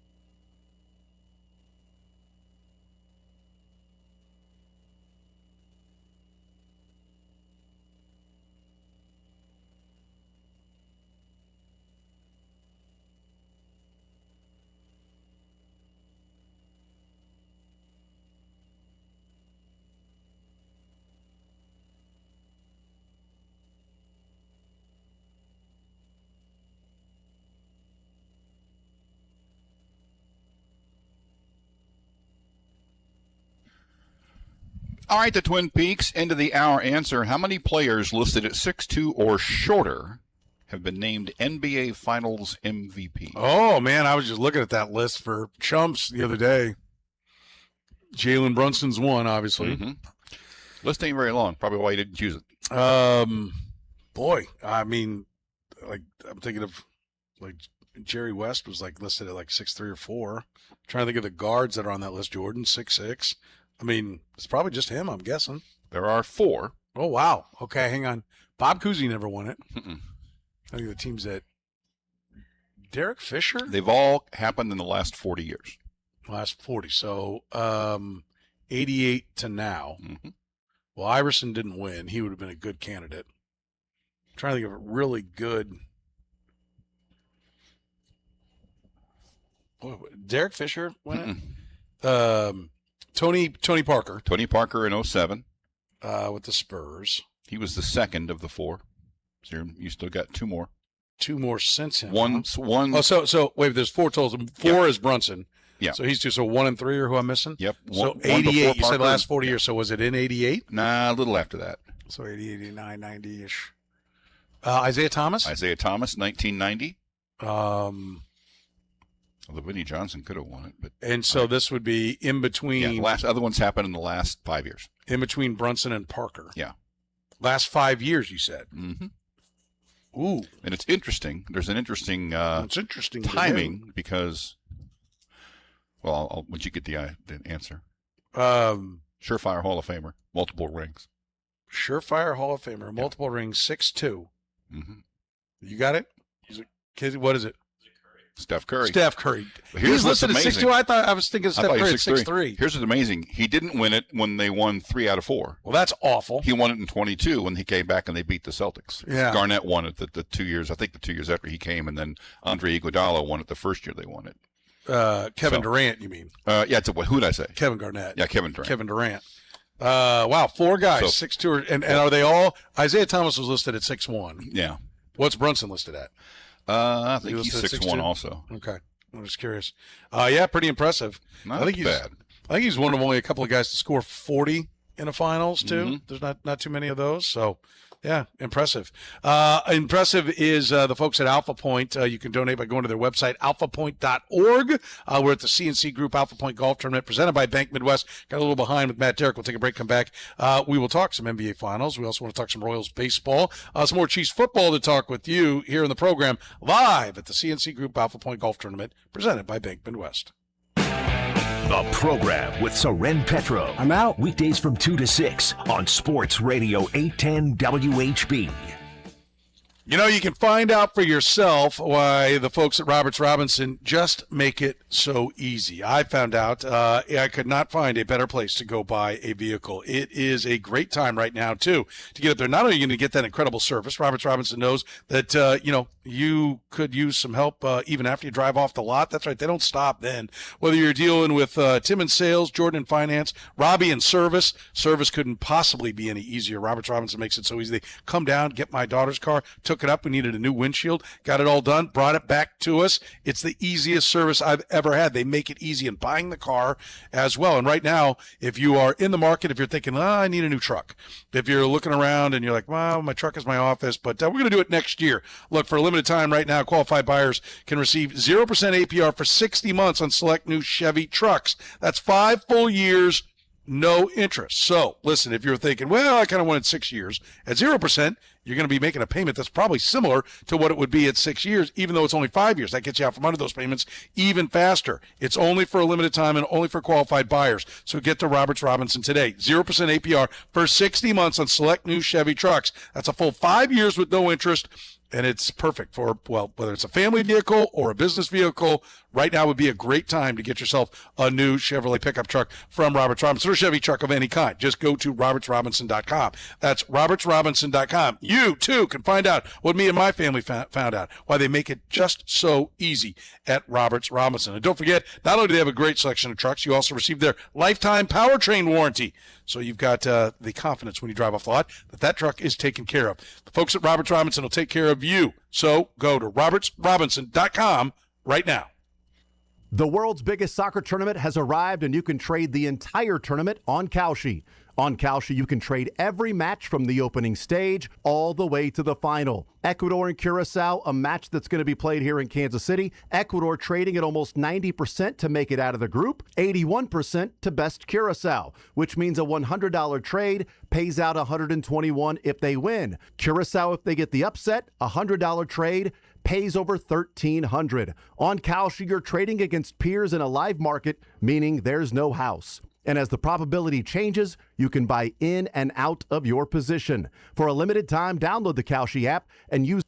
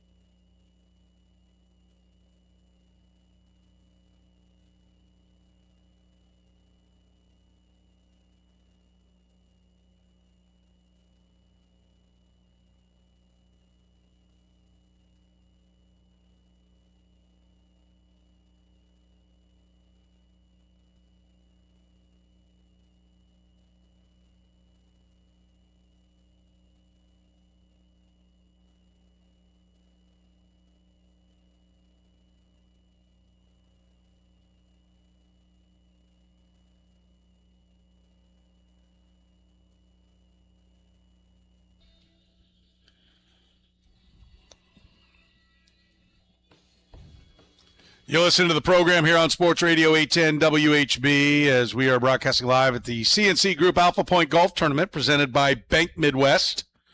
As we're here at the National, Petro, Seaboldt with you. Trying to figure out a nickname. Paige and Bethany have failed in their responsibilities of nicknaming our intern Sydney. So we're working on something. Yes. She's very bright, we know, because she's thinking about Syracuse. That's very bright kid. We she got that going for her. We can call her Genius. Yep. You know, that could be one, like that. I'm good with it. Or just Orange. That'll work. Yeah. Otto. That's not bad.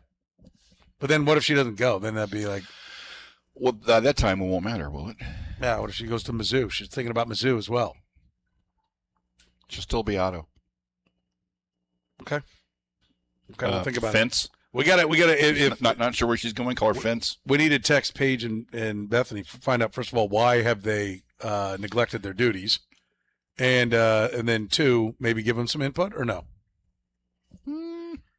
Sure. Okay. Always try to teach. The Royals made a move earlier today. It's all fixed there. Yep. With the Royals championship. This is your cousin? No. There's a one letter missing, but interestingly, it's one that usually people miss.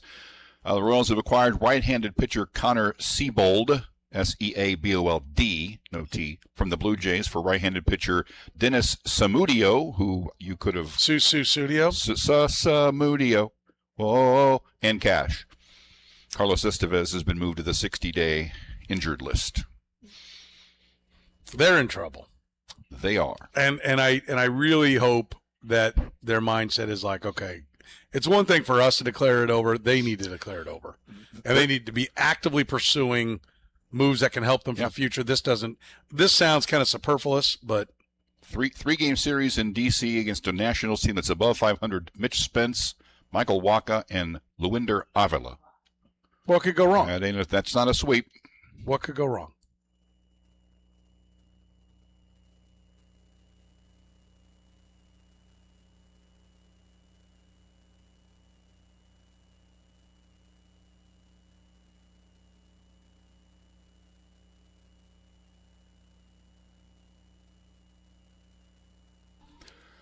All right, on this date in 38, Johnny Vandermeer threw his second straight no-hitter. How many others have thrown two no-hitters in the same season?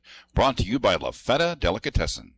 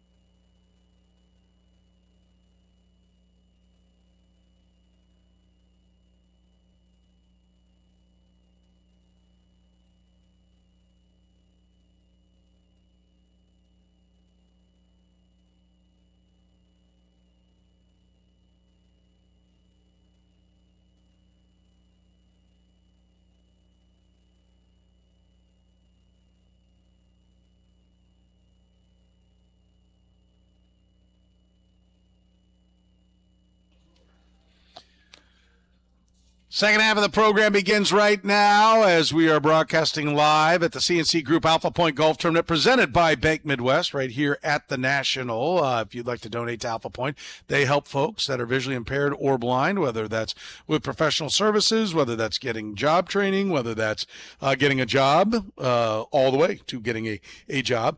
You can check them out online. Go to alphapoint.org. That's alphapoint.org. They got the donate button up there in the top corner. They have been helping folks that have been visually impaired for decades, and the folks are right here in Kansas City. So I would encourage you to go take a look at their website, alphapoint.org. That's alphapoint with an E on the end, .org. Let's get things going here on the 2-minute drill. It's brought to you by our friends at Joslin's Jewelry. Gary Joslin and his staff, hundreds of different choices when it comes to those birthstone pieces of jewelry. If you've got a birthday coming up, give jewelry. Go to Joslin's Jewelry at 95th and Antioch on the southeast corner, just about a mile north of 435. You can find them online at joslinsjewelry.com. All right, let's get things started. We begin today in New York City. Dan Schwartzman, D Sports Media, is in New York. Dan, how are you, sir? Fantastic, Soren. How are you, my friend? Good. The big question that we had last night was, did New York burn after the championship was won by the Knicks? How much damage was done? Minimal damage, my friend. We are civilized here. We're not the French living in Paris after PSG wins the Champions League, or the Montreal Canadiens win and Montreal goes ballistic and overturns police cars. We had a school bus burn. One cab, I think, was destroyed. There was some problems at a Five Guys, I believe, but overall, for a city of 8.5 million, it was an incredibly civilized response to just an incredible effort by the Knicks. What did we have, a fry fight or something, a food fight at the Five Guys? You know, I think when there's alcohol involved, things happen that shouldn't, and I think that's probably more than, the fries may have been bad too. You never know. Yeah, okay. Well, first of all, what do we think of this Knicks team? They're the 8th different team to win the NBA championship. I mean, don't mean to run right by the celebration, but is this a team that has a chance to stick around and maybe win another one when that doesn't seem like what the league is creating these days? No, the league isn't. And look, there's other really good teams, and the Knicks caught some breaks this year. Jason Tatum out for a good portion, but he did come back for the stretch run in the playoffs. Tyrese Halliburton was out with an ACL injury as well. But look, there's a lot of parity right now in the league, and what you've seen is this is a Knicks team that still has enough youth, right? Brunson's, 28 or so. Karl Anthony Towns is 30. OG's about 28 as well. Bridges has some years left. So it's not like this is some old team on a last hurrah like Garnett and Ray Allen and Rajon Rondo and Paul Pierce in Boston. So I think the Knicks are a formidable team. I think they do have to add another big man. Mitchell Robinson has become quite the liability, considering he can't shoot a free throw to save his life, and he really can't stay healthy. But I do think they bring him back. But they do need a little bit more depth in the middle. But they're a really solid team. And here's the thing. They're a team. And what you watched was the Knicks playing as a team. And I think today in the NBA, there's a lot of individualized players. And I think Leon Rose, in putting together this incredible roster, really went and avoided the fact of getting the spoiled type of player who was a ball hog, a la Carmelo Anthony type of player, or Russell Westbrook. This is a team, and it was a team effort to win. Well, what's the shot with Carmelo there? I don't know why we're going to go and do that, Dan. Because he's not good. Come on. Carmelo is beloved here in New York, but Carmelo also was the reason Linsanity didn't work out. He didn't want to share the stage. And there's a reason why he's never done much in his career in terms of taking a team very far, except once in a playoff run where he went to a Western Conference final. And it's because it's ISO basketball that he's so used to playing that I think people got tired of watching. Yeah, I don't disagree. He's an offense killer, but he's still a Syracuse guy, so I don't like you running him down. I'll do that. That's my job to do that. Any chance that they say, okay, yeah, this was good and we had all that, we got to get better? They were one of the popular names for where Giannis could land. You don't see anything major like that. Do you think they'll just run it back, or do you think that they could be more aggressive with somebody bigger? I think if the price is right, they have to listen when it comes to Giannis. The question is, who do you give up, right? Karl Anthony Towns has to be in that deal. And then who's that young type of player that Milwaukee covets, right? A young player that you can kind of build around. I don't know if the Knicks have that guy. I mean, OG is not young, and he costs a lot of money, by the way. I don't look.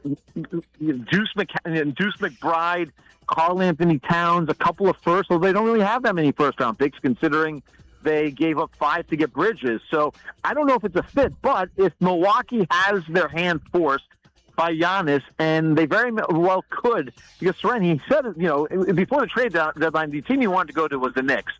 But Karl Anthony Towns really showed a lot this year. He became a team player. He played defense, something that people didn't think he could do, right?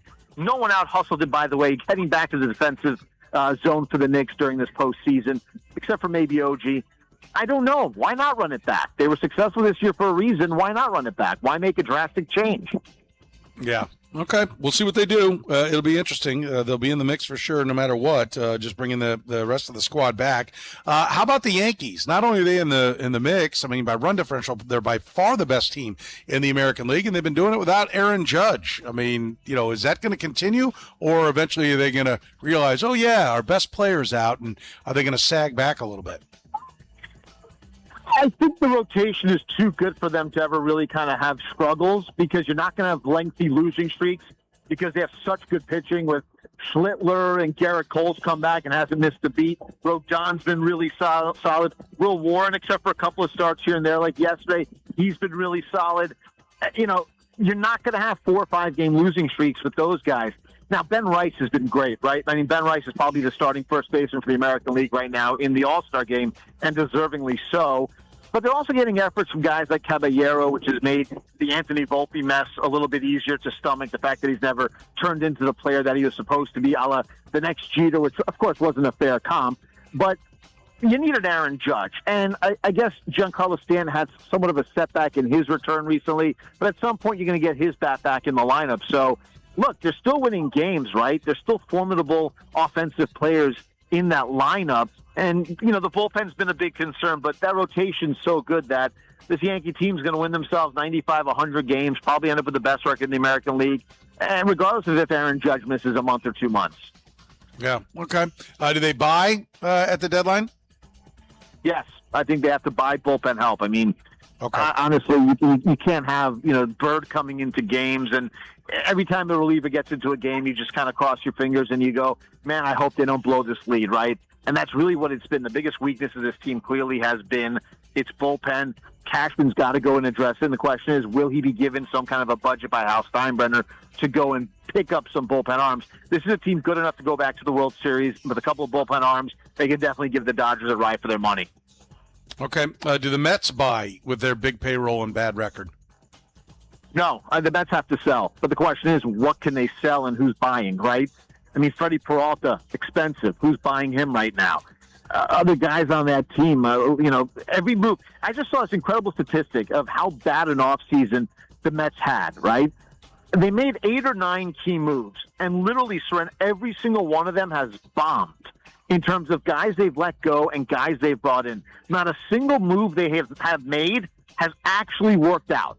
You got to look this up, Soren. I'll find it. I'll text it to you. It is atrocious how poor of an offseason they had and what it's meant for this team. And if you're in the front office of the New York Mets right now, I hope you're renting and you didn't buy your apartment, because you're not going to be there much longer. Yeah. All right. You excited now that the OTAs and mini camps will be wrapping up? I know it's already wrapped up here, but I think everybody's still got a week. Are you excited for that Geno Smith 2.0 there with the Jets? Yes. Oh, my God. 2.0 is a heck of a lot better than Geno Smith 1.0 was when he was a Jet. He's a different player than he was there. Throw out what happened last year in Oakland. Terrible offensive line in Oakland. Poor guy was running for his life pretty much every time he said hike. I think the Jets have made some good moves this offseason. They just gave Tippmann a long-term deal. They've locked up another key young player. I cautiously, you can laugh at me for this one. You probably will when we hang up. But I think this Jets team is finally going in the right direction. They drafted playmakers. They have 3 first-round picks next year. They have the pieces to get that young quarterback next year in the draft in what's supposed to be a quarterback-rich draft. Soren, cautiously optimistic that this team can make a little noise and be a tough out this year. They're not making the playoffs, but they're not going to be a pushover. Okay. I'll laugh right now. I know you are. to be out. But I'm giggling. You're the best, Dan Schwartzman in New York. Great stuff as always, buddy. We appreciate it. Have a great week. You as well, my friend. All the way from San Francisco. This is our man, Roxy Bernstein, ESPN Radio, Westwood One in San Francisco, California. Roxy, how are you, buddy? I am good, Soren. What's going on? We're here. We got a beautiful day in Kansas City. We're at a great golf tournament that benefits Alpha Points, and we're very happy, but we're very sad as well as one of our own, Alden Smith, passing away at the age of 36. A sad story ends even sadder. I mean, that's about the only way you can view it, right? And he was troubled when he was playing, but it seemed like he was on the right path with his life, Soren. He was involved with charity work. It really seemed he battled his demons of the drugs and alcohol problems when he was playing. And in fact, like an hour before supposedly he passed away, he was on a charity stop where he was delivering pizzas to needy, hungry people and to some of the homeless. And that's what is just so disturbing and troubling about this and sad is he seemed like he was on the right path. We saw all the talent, right?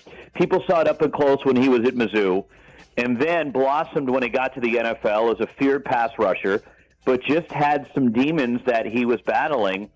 And it appeared in recent years he had his life turned around. And look, we don't know the cause of death. We don't know what happened. But that's the tragic part about this is it appeared that his life was on the right path. And even, again, an hour before he passed away, he was doing something to help the community. And we still don't know what was the cause, correct? Correct. That still has not come out publicly, and I'm sure we will find out, but you can't help but speculate, and you just hope that it was natural causes, that there was something wrong, that he didn't go down a wrong path again, which he had been down earlier in his career. Yeah, absolutely. So sad. 36 years old. R.I.P. Alden Smith. All right, let's talk about Brandon Ayuk. He's firing out against the 49ers, all kinds of shots and calling them all kinds of names and everything. Maybe the 49ers might want to expedite getting rid of him. I'm like, is he just making sure that he's cut and making sure that they can't trade him? Well, he is trying to burn every piece of that reputation on his way out the door, isn't he? With yes. The way he has handled this, and how dare the 49ers give him all this money and invest in him. And look, the Niners have played this publicly very cautiously because they know he is an asset. They're hoping, as you pointed out, somebody will give up something to get Brandon Ayuk. But the frustrating thing is the Niners invested in him. They had to make a decision that they couldn't keep both Deebo Samuel and Brandon Ayuk.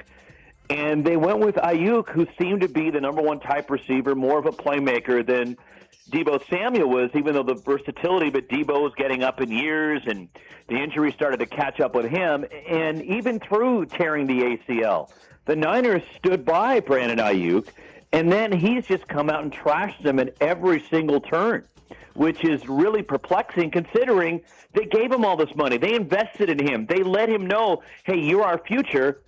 And then he's torched everything the 49ers have done for him, and that's the disturbing thing for the 49ers. And now the value keeps going down because everybody else knows they have to sever ties. They have to get rid of him at some point. And that's why teams have been reluctant to give up anything. They're just waiting for Brandon Ayuk to throw some more gasoline on the fire and make it even a lower asking price. On the video, they mad because they stupid, they dumb, they mad that they paid me $50 million in 8 months and they voided my guarantees for 2027, and I'm about to be on a new team in 2027. Oh, by the way, the Santa Clara District Attorney's Office has issued a warrant for Ayuk for misdemeanor charges of exhibition of speed, which, by the way, when that all went down, when he got was clocked at over 100 miles an hour, then he immediately put out a video of him driving around on a racetrack. As well, which is better to be driving, trust me, if you're going to drive 100 miles an hour, do it on a racetrack, but basically just thumbing his nose even at the authorities. Why would anybody trade for this guy? The 49ers have to cut him, and if they do end up cutting him and not getting anything for him, then the question will have to be, why didn't you do this a long time ago, right? And who's he listening to, right? Soren, who's giving him this advice? Hey, this is a great idea. Why don't you do this? And he just keeps going off and spouting off nonsense and doing just stupid things. And he's hurting his value, not just, on the trade market, but as you pointed out, if you're another team, whatever team, whether it's the Washington Commanders, who've been a team that has been linked to Brandon Ayuk for some reason, if you're going to make a move, do you really want this guy in your locker room considering what he is doing? And then what's to prohibit this from happening once you do bring him into the fold? And whatever team signs him or picks him up, they're going to have to deal with this mess. And it really is just an ugly situation for everybody involved. But I also understand the Niners, and they're trying to hold on to it, at least so they can get something out of this.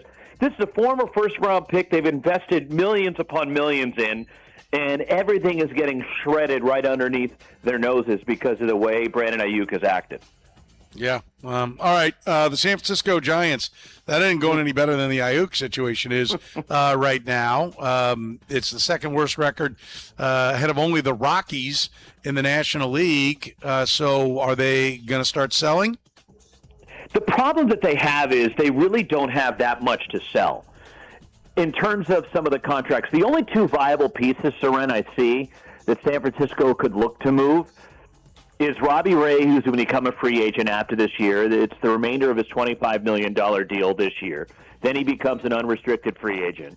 And the other one is Luis Ariz, who's been spectacular for the Giants this year. He's not the reason this team stinks. And he has played great. If you look at his WAR rating, it's one of the best in baseball.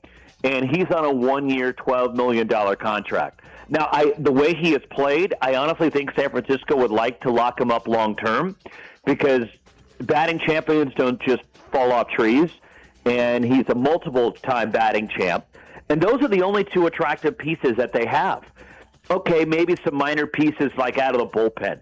But the bullpen has been horrific for the Giants, and one of the reasons they're in this mess. But all the other contracts, whether it's Rafael Devers or Willie Adames, Matt Chapman, Jung-Hoo Lee, Logan Webb would be an attractive piece, but I don't think San Francisco wants to get rid of him. But that's what the Giants are dealing with right now, is they don't have the attractive pieces other than Ariz and Ray. Yes, teams would fall over themselves for Logan Webb. He's an ace. He's a number one type pitcher. But I don't think the Giants want to give him up because I think they want to build their pitching staff around him, and he's still just 29. Yeah, which means you should be trading him. I mean, I can't stress enough. You don't build around pitching. That's not how you do it. So we'll see. But is there a line forming at Buster Posey to unseat him? There's been a lot of frustration, but the way this thing went, right? You fire a three-time manager of the year in Bob Melvin, who had you in the race until the last week of the season last year, for Tony Vitello coming in from the University of Tennessee, who's never worked a day in pro baseball. And every decision that they have made has been awful. And they've already had to replace their third base coach. As Hector Borg was horrific coaching third. They went and brought in Gary Pettis to coach third base. That's how disastrous this has been for Buster Posey and the Giants. There is some sentiment growing that the fan base is frustrated and blaming Posey, but you're also talking about a great player who's won multiple World Series with this organization, so he's going to get every opportunity to turn this thing around.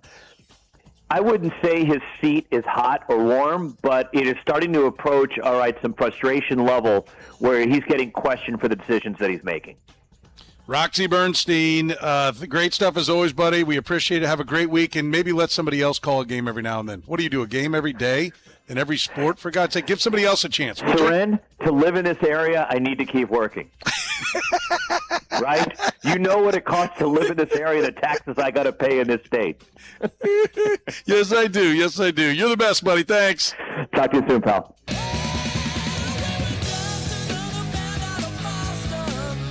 Alex Barth, 98.5, the Sports Hub in Boston, Massachusetts is next. Alex, how are you, brother? Good. How are we doing, Soren? Doing very good. Patriot fans, are they going nuts about getting A.J. Brown, having a number one target for Drake May? Oh, yeah. Yeah, I mean, there was an element when the trade got done that was just kind of like this relief, like finally, because it's been talked about for multiple months. And because of that provision in his contract as it relates to breaking up the cap hit, they couldn't move him until June 1st. But it's been more than a decade. I mean, going back to, I remember off seasons of constant rumors about Larry Fitzgerald and Steve Smith to Mike Evans to Emmanuel Sanders. So we've been doing this for probably 15 years of the Patriots trying to get one of these top wide receivers, and they've finally done it. Yeah. It's all right. It's the hopefully the final piece to making that offense complete. Or do they have more that they're going to do? Is that the last that we're going to hear from them, or do you still think that they could grab one of these wide receivers that are sitting out on the free agent market? I think that's it. The one guy that I think would be interesting is Stephon Diggs and bringing him back. Mike Vrabel didn't close the door on that when he was asked about it last week, but he basically said they're not planning on it as things stand right now. If they have an addition, frankly, I think it should be on defense. Their edge group has gotten very thin, very fast, and it's only June.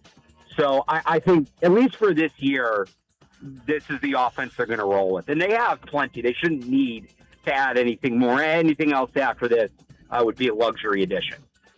You mentioned Mike Vrabel's name. It's largely died down, the story with him and Diana Rossini, at least largely died down nationally. Has it died down there in Boston, or is it still something that's talked about? And could it end up being a bigger deal later on?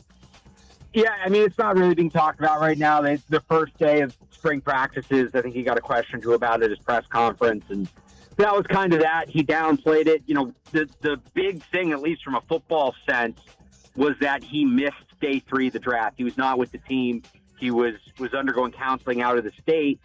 And so if they get into the season and some of these day 3 picks, now you're not counting on day 3 picks that much to begin with, but there's questions about some of these day 3 picks. Maybe it comes back up as, hey, he wasn't around and they blew this part of the draft. But short of that, or any new information coming out, I think this is pretty much where this thing is going to stay.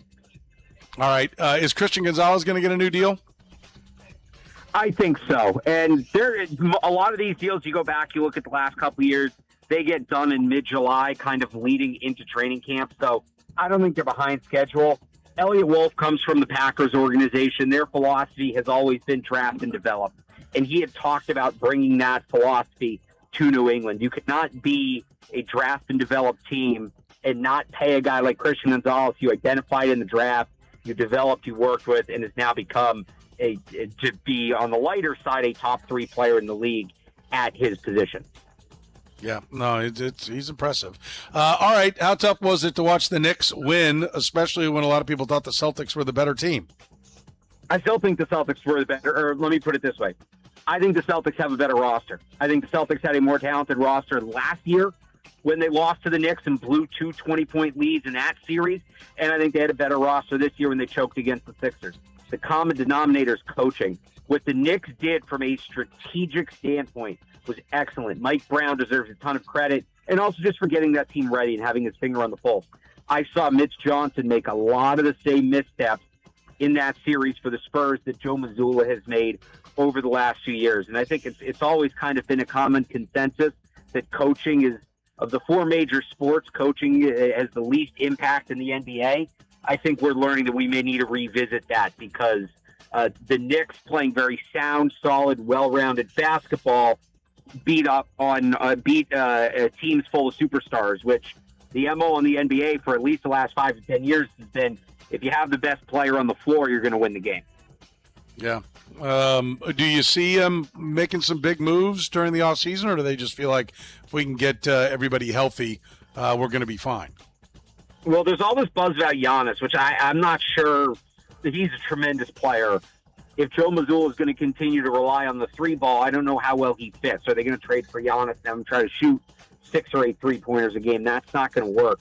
You also have Jaylen Brown, who ruffled some feathers with some comments this offseason. He talked about this season was the favorite season of his career, which obviously drew some ire. He won a championship 2 years ago, and that was interpreted by a lot of people as He liked being the guy. He spent most of the season without Jason Tatum on the floor. He was given a chance to walk that back and kind of explained it away, but also never really retracted it. There's some questions about how much he wants to be in Boston. There's some reporting that, maybe he's not happy here playing second fiddle to Jason Tatum. And I think if he's not happy, they may be forced to make a move because Tatum is a top 5 player in the league. Jason Tatum is the best asset they have. And I think Jaylen Brown's a tremendous player, but if he's unhappy and it's going to cause issues, you can't waste years of Jason Tatum's time playing that game. You got to move on from Jaylen Brown and try to get people who are going to come here and actually help Jason Tatum win another championship. And I would say that applies to the coaching staff too, not just players. The Red Sox are calling their season embarrassing. What do they blow it up? What do they end up doing? There's not much to blow up. That's the reality of it. I mean, this has all become big picture at this point. They have some players they could sell, certainly. They should trade Aroldis Chapman, and we'll see if they do that. The reporting is they've been hesitant. To trade the 3 or 4 players that might actually have some value that makes sense as rentals, plus some of the younger guys. A guy like Marcelo Meyer, who still has some upside but does not live up to expectations. Because there's a third wild card team in the American League, they're 12 games under 500, but I think they're only 3 or 4 out of a playoff spot, and they seem to be buying into that. I think part of that is Craig Breslow is trying to save his job. There was a report last week that the Red Sox have not had discussions about firing him, but there's also reports that they'll let him run the deadline and then fire him in the fall, in late August or September, something like that. So there's no direction, because what is the incentive for Craig Breslow if he either has to try to coach to save his job or he knows he's getting fired anyway? He's either going to try to make moves to save his job and not do what's best in for the long term of the organization, or if he's reading these reports and believes he's going to get fired, is he really going to put his all into the deadline? So they're just in an ugly, ugly place right now. They probably should sell. Will they? I don't know. The GM might not have the incentive to, even if the team on the surface does. The person making the decisions might not. Yeah, wow, that's interesting. Well, we'll see as it plays out coming up here in a month or so. Alex Barth in Boston, always great stuff, Alex. We really appreciate it. Have yourself a great week, my friend. Appreciate it as always. You too.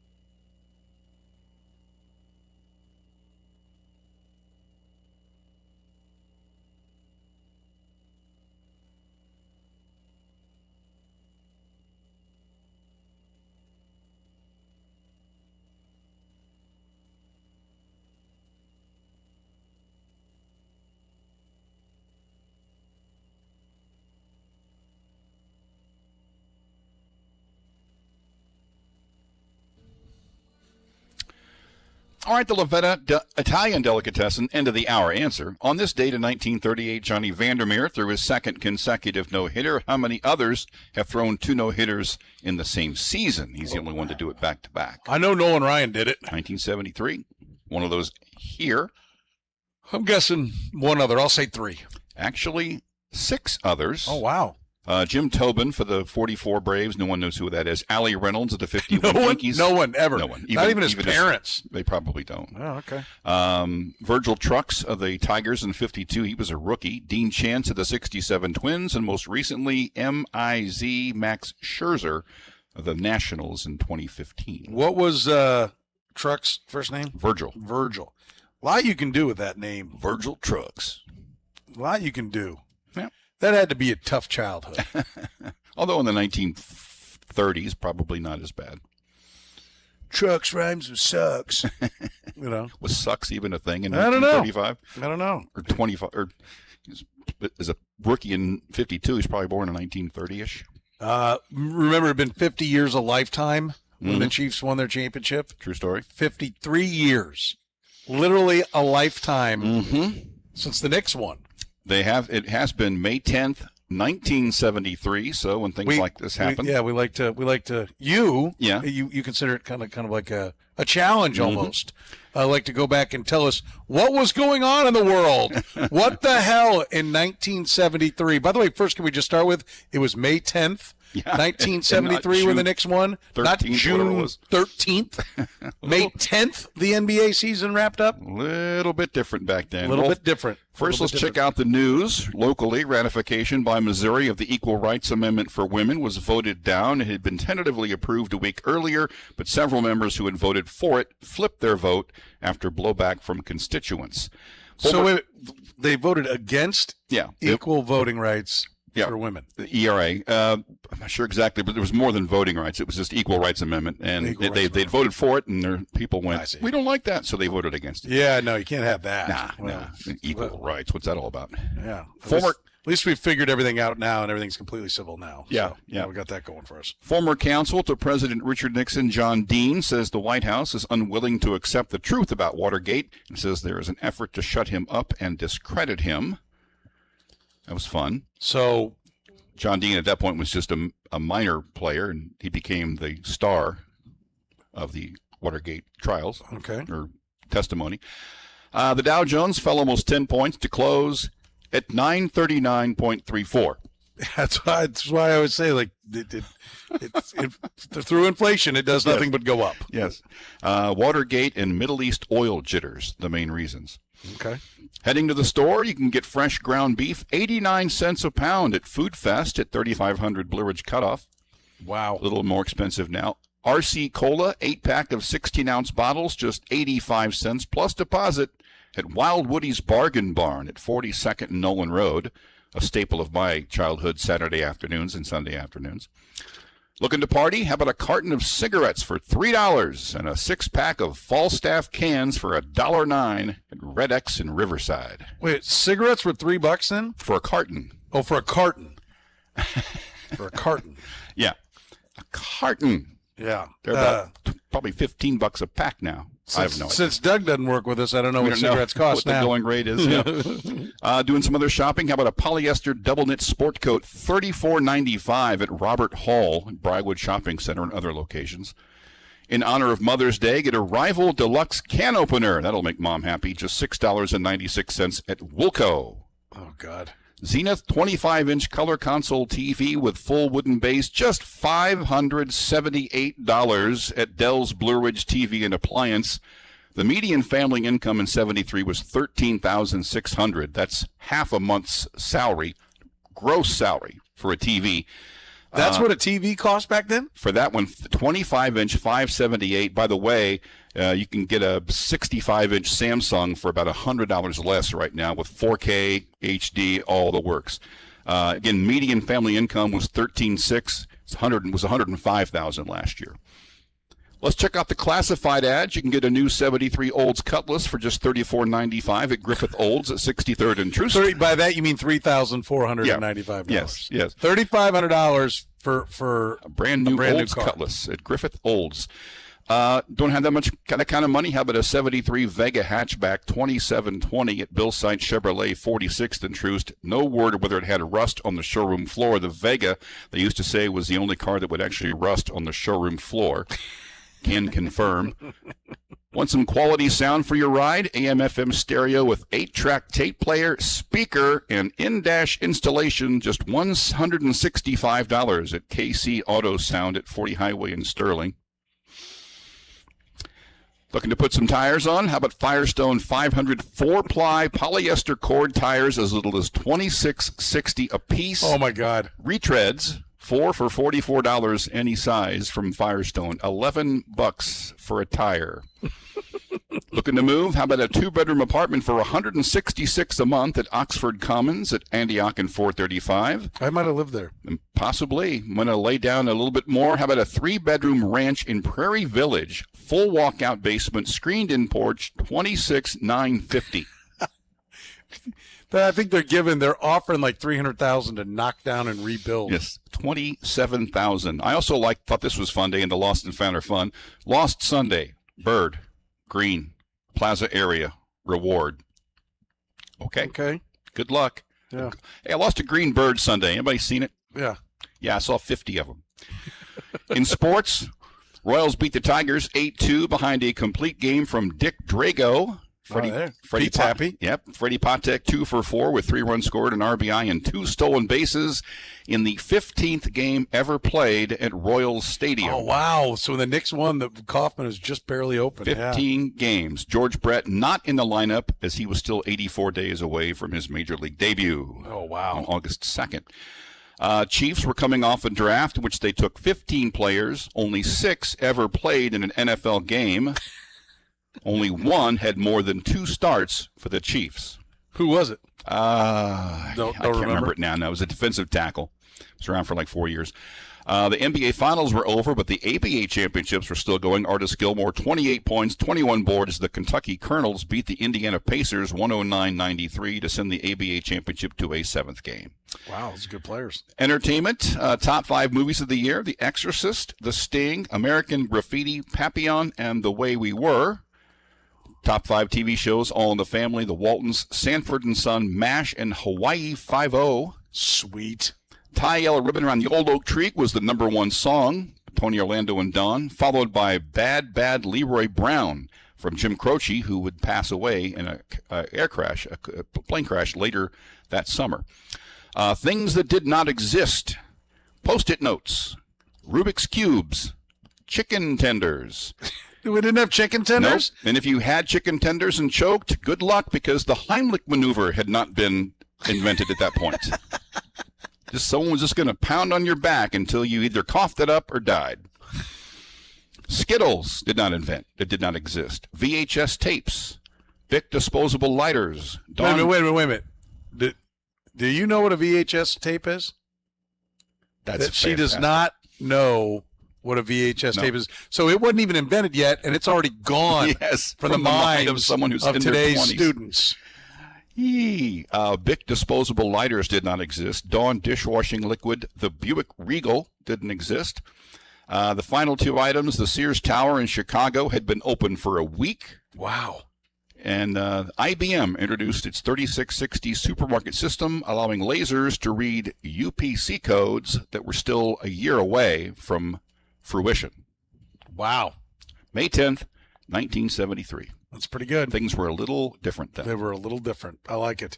We are at a great location. We're at the National here for a wonderful, wonderful event. In fact, you can go to alphapoint.org if you would like to donate to Alpha Point, who helps people with vision loss, whether that's through training, through technologies, even employment. We're here for the CNC Group Alpha Point Golf Tournament presented by Bank Midwest. We'll take a break, talk a little Royals baseball when we come back.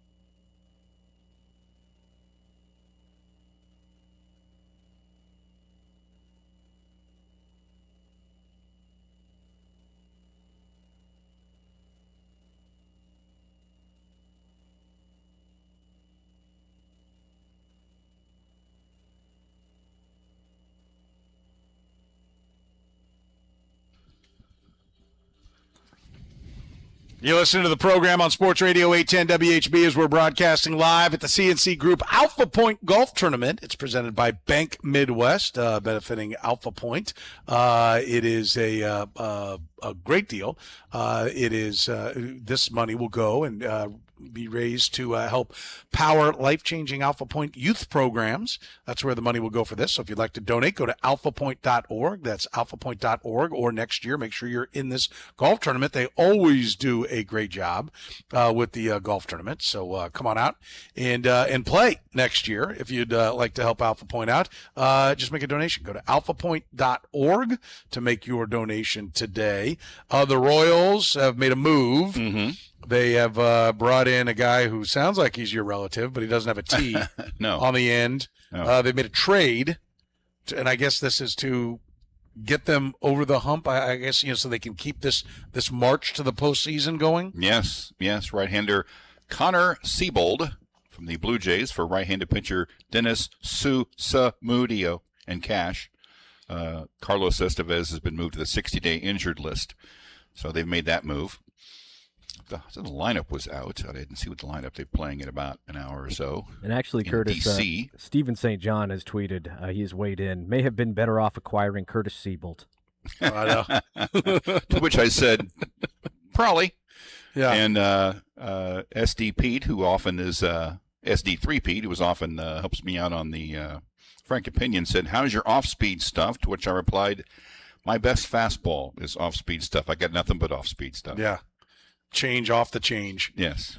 Look, this has to be when Vinny Pasquantino goes down. That has to be the final thought. Like, no more do you think in terms of winning this year, do you? Yes. Because you do another still think about. Oh no. Yes, I agree with you. That Okay. has to be the last. No, you can't, because now you're getting more and more holes in the lineup. You're starting pitching starting to fall apart. I know Lugo may only be down for one start, but that's a brutal run of pitchers they got in D.C. this week.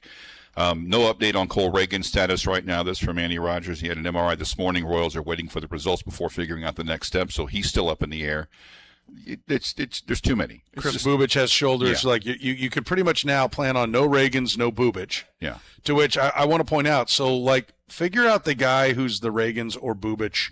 And unfortunately, I'm telling you, and I hate to say this, but Vinny Pasquantino really struggles with injuries. Mm-hmm. And now he's hurt, and now you couldn't trade him.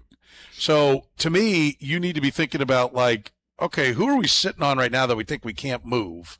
The way we, thought we couldn't move Cole Reagans. Because do you think they'd like to go open up the trade discussions that, with say the Red Sox, who were supposedly interested in Cole Reagans? Don't know if they really were, but that was the word. And the Royals weren't willing to move him. Like, this kind of goes along with what, and we'll talk to Jeff Passan coming up in the 5 o'clock hour, where, no such thing as a pitching prospect. I can't remember what the acronym is for it, but I think it's there's no such thing. Tin step. Yeah. No such thing as a pitching prospect. There's no such thing as an untouchable pitcher either. Mm-mm. So if you can get something that's more tangible, like a hitter for a pitcher, you should do it. Yeah. I mean, and by the way, it's a different situation with Pasquantino, but it's his same hand. He had the broken thumb in 24 on the right hand. Now it's the hamate bone. So he's got a hand that's you can recover from that to do regular things. But how much of his power does he lose in that hand? Well, the hamate bone usually robs you of all your power. See Blake Mitchell. That's one of the things Dr. Randy Gizzarelli, mm-hmm. has noted, that you can pretty much expect there to be no power. Now, it usually comes back the following year, but that means when he comes back, he's going to have less power. Yes. Yes. At least initially. Now, hopefully the rehab, a lot of that time is spent during the off season, and maybe he'll have more power because of when this injury is happening. That will, he'll be down on the power the rest of this year. Whenever he does come back, 4 to 6 weeks is usually the timeline. So 6 weeks from now would put him back, because I don't ever remember going quick with the Royals. So 6 weeks would put him back roughly like August 1. Mm-hmm. And so if he's down on power in August and September, then hopefully is able during the off season to do all the strengthening things and come back and be back at full power. Okay, that's great. But for his 30-year-old season, I think. Yeah, I mean, I think the one thing is, like, they've got to really look at this group. I mean, it's been diminishing returns from this group now for 2 years. Yes. And so they've got to do something. They rallied to get to 82 last year. Yeah, they've got to do something, I think, to kind of, I don't know, let's say blow it up and start over. I don't think you have to do that, but you're in last place behind a team who lost the best pitcher in baseball early in the season, and they're a half game ahead of you. Yes. Disastrous season for the Tigers, and they got someone behind them, and it's the Royals. Yeah. It's rough times. You know, I just don't. I don't care what they say publicly. Behind the scenes, though, they need to be working towards the future. We work towards Jeff Passan next.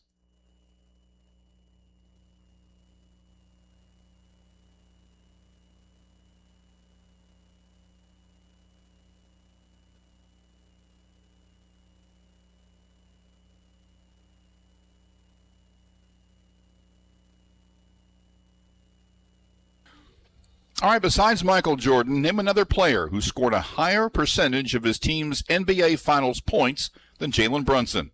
Brought to you by La Feta Delicatessen.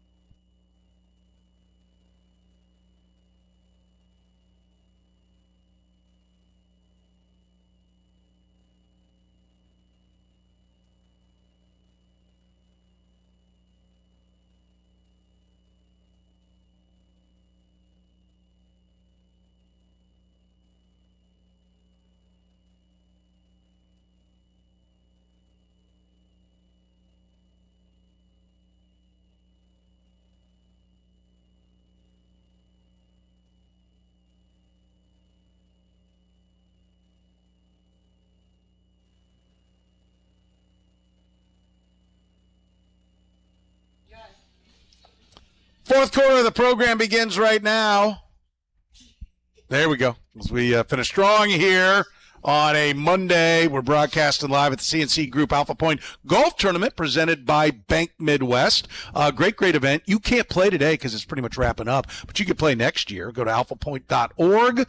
You can be in it. You can also make a donation to Alpha Point, who helps folks with vision loss. They do a fantastic job, whether it's employing them, giving them employment skills, all kinds of stuff for kids, visually impaired kids, camps, everything. That comes with navigating life with vision impairment or blindness. That's what Alpha Point does. You can learn more by going to alphapoint.org. And like I said, love to see you out here playing in this tournament next year. Thanks to our friends here at the National. They've done a fantastic job putting on this tournament, and they always do. We welcome Jeff Pass into the program, Major League Baseball insider extraordinaire. Jeff, how are you, buddy? I am well, Soren. How are you?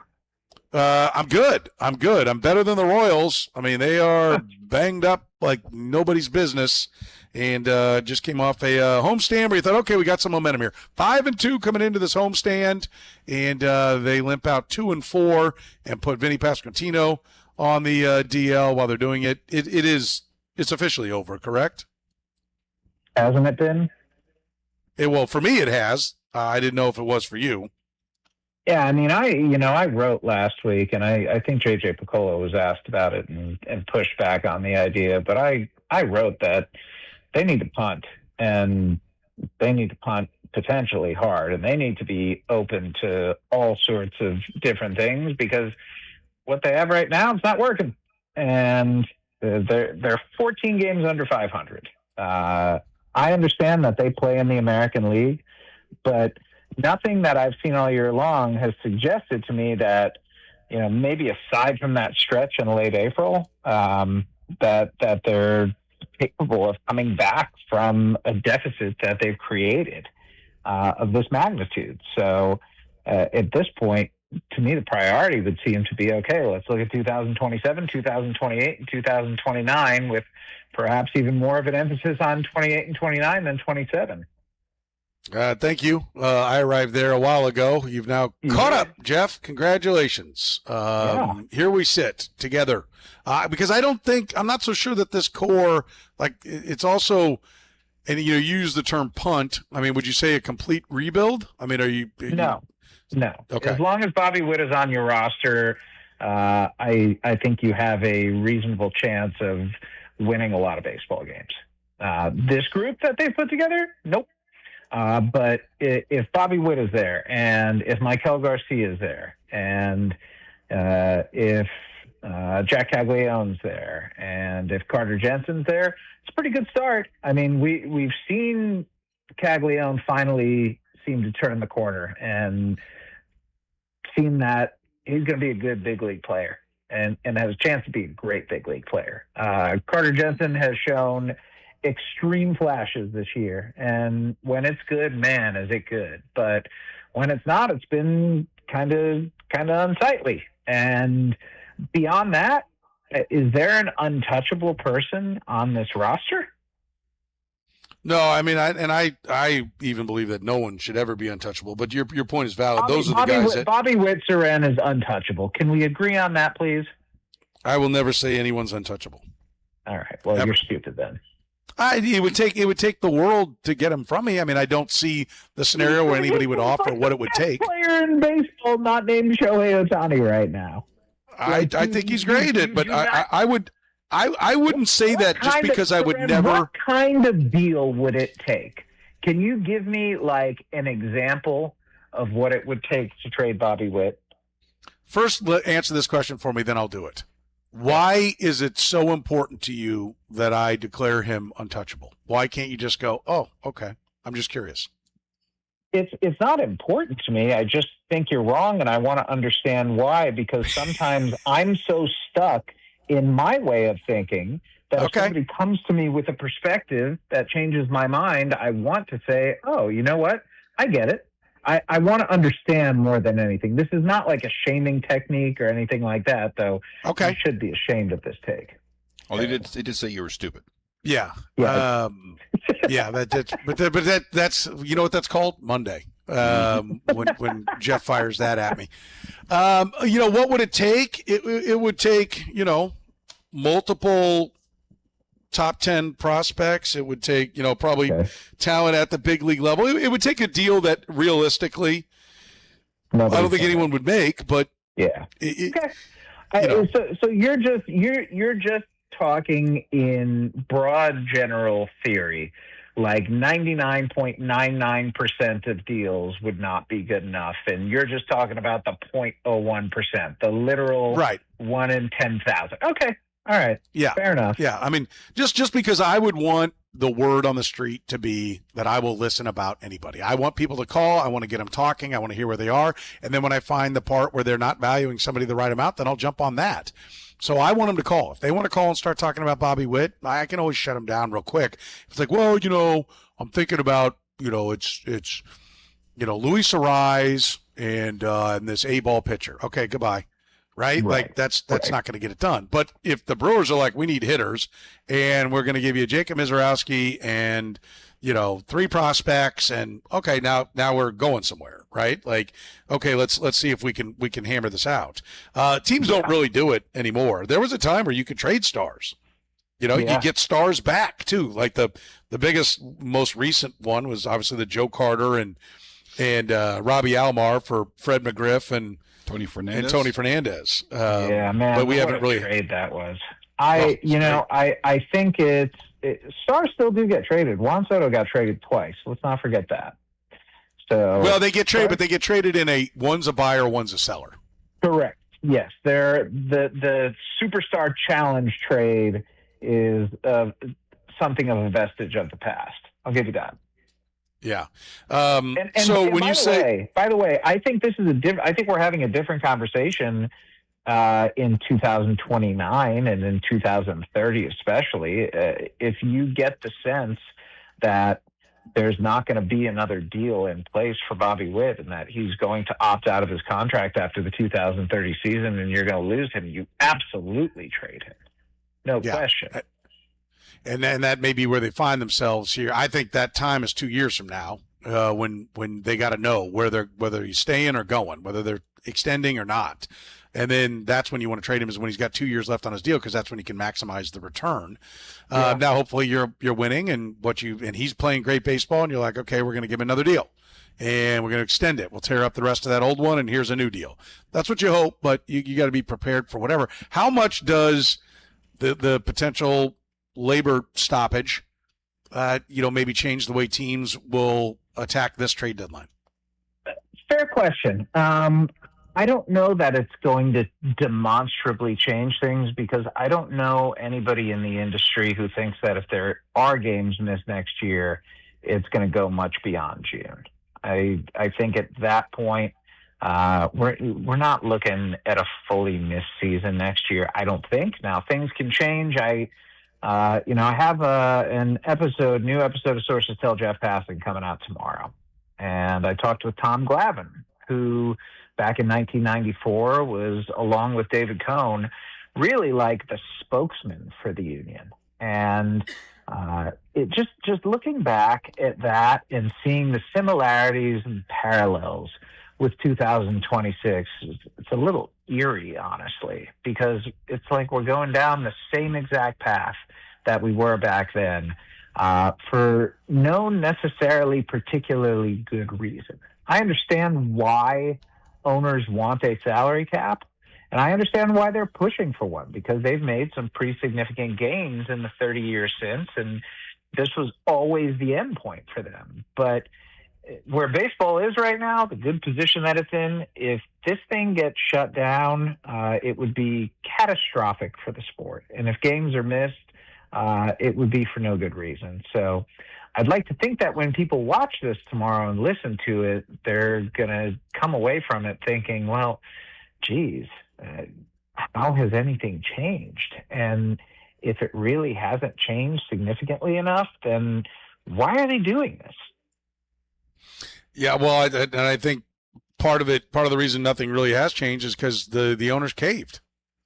I mean, they got very little out of that. Well, they didn't cave. They screwed up. looking back in 1994, what happened is the owners declared an impasse 3 days before Christmas.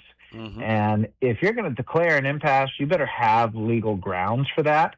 The union challenged that. The National Labor Relations Board sided with them, and Sonia Sotomayor, who's now Supreme Court Justice, was a district court justice at the time, and she granted an injunction that essentially said, no, Major League Baseball, you cannot unilaterally impose a salary cap.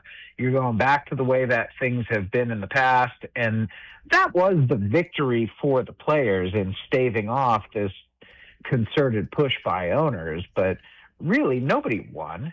Like this, it was a catastrophe for baseball. The entire thing was a mess. And my greatest fear, Soren, is that there's such little institutional knowledge in the game and so few people who were still around back in the 1990s and in the middle of this, that they're all forgetting what this was like. And the one person, like the one main character who is still there, is the commissioner. And I'd hope that Rob Manfred doesn't forget about what those years were like and how it took Cal Ripken and it took Mark McGwire and Sammy Sosa to bring baseball back from the dead. Because I don't know at this point what would. Yeah, I don't know the direction that they would turn now. That's an interesting point. And with the amount of money that the players are making now, does that change where they're at? And is there any chance that the quantity of the young players that are not making the high end will give up? I mean, it's always about pushing the highest paid guys as high as possible. It's never about, going with the let's get the floor up to 2.5 million, right? It's always about don't put any drag on the top end. Is there any chance that changes? What's interesting though, Soren? Yeah. And I only realized this when doing research for the episode. Salaries in Major League Baseball have not kept up with growth of revenue. It's been like 70-something%, I think, compared to the revenue growth since then. The one area that has kept up, the top end, obviously, it's, back in 1993, the highest paid player was Bobby Bonilla at $6.3 million. Shohei Ohtani's making Juan Soto is making $61.875 million this year. So that has clearly bloomed very nicely. But on the bottom end, the minimum salary right now is about 600% higher than it was. $780,000 this year, $109,000 back in 1993. Growth in revenue since then, 580%. So the minimum players have actually kept up with the growth of the game, but that's still it's still not enough. It's still not. It's still the sort of thing, I think, where if you're a player who sees the growth at the top end, then you down at the bottom end, you can say reasonably, is Juan Soto really worth $61 million more than me? Yeah, I agreed, and that's why I have some hope that the players will be the one to cave, because there's so many more of the have-nots than there are the haves. Yeah, here's the thing you're not taking into account, though, Soren. Beyond the pre-arbitration bonus pool that, again, is giving more money to younger players, this is the whole fundamental philosophy of professional athletes that I think we, as people who have been very fortunate, have been very successful, and have gone out and earned a living and made nice lives for ourselves, we will never understand the mindset that the professional athlete has, and that a majority of them look at Juan Soto, and regardless of the skills gap that exists, regardless of all of the differences between them in reality and Juan Soto, they think to themselves, I could do that.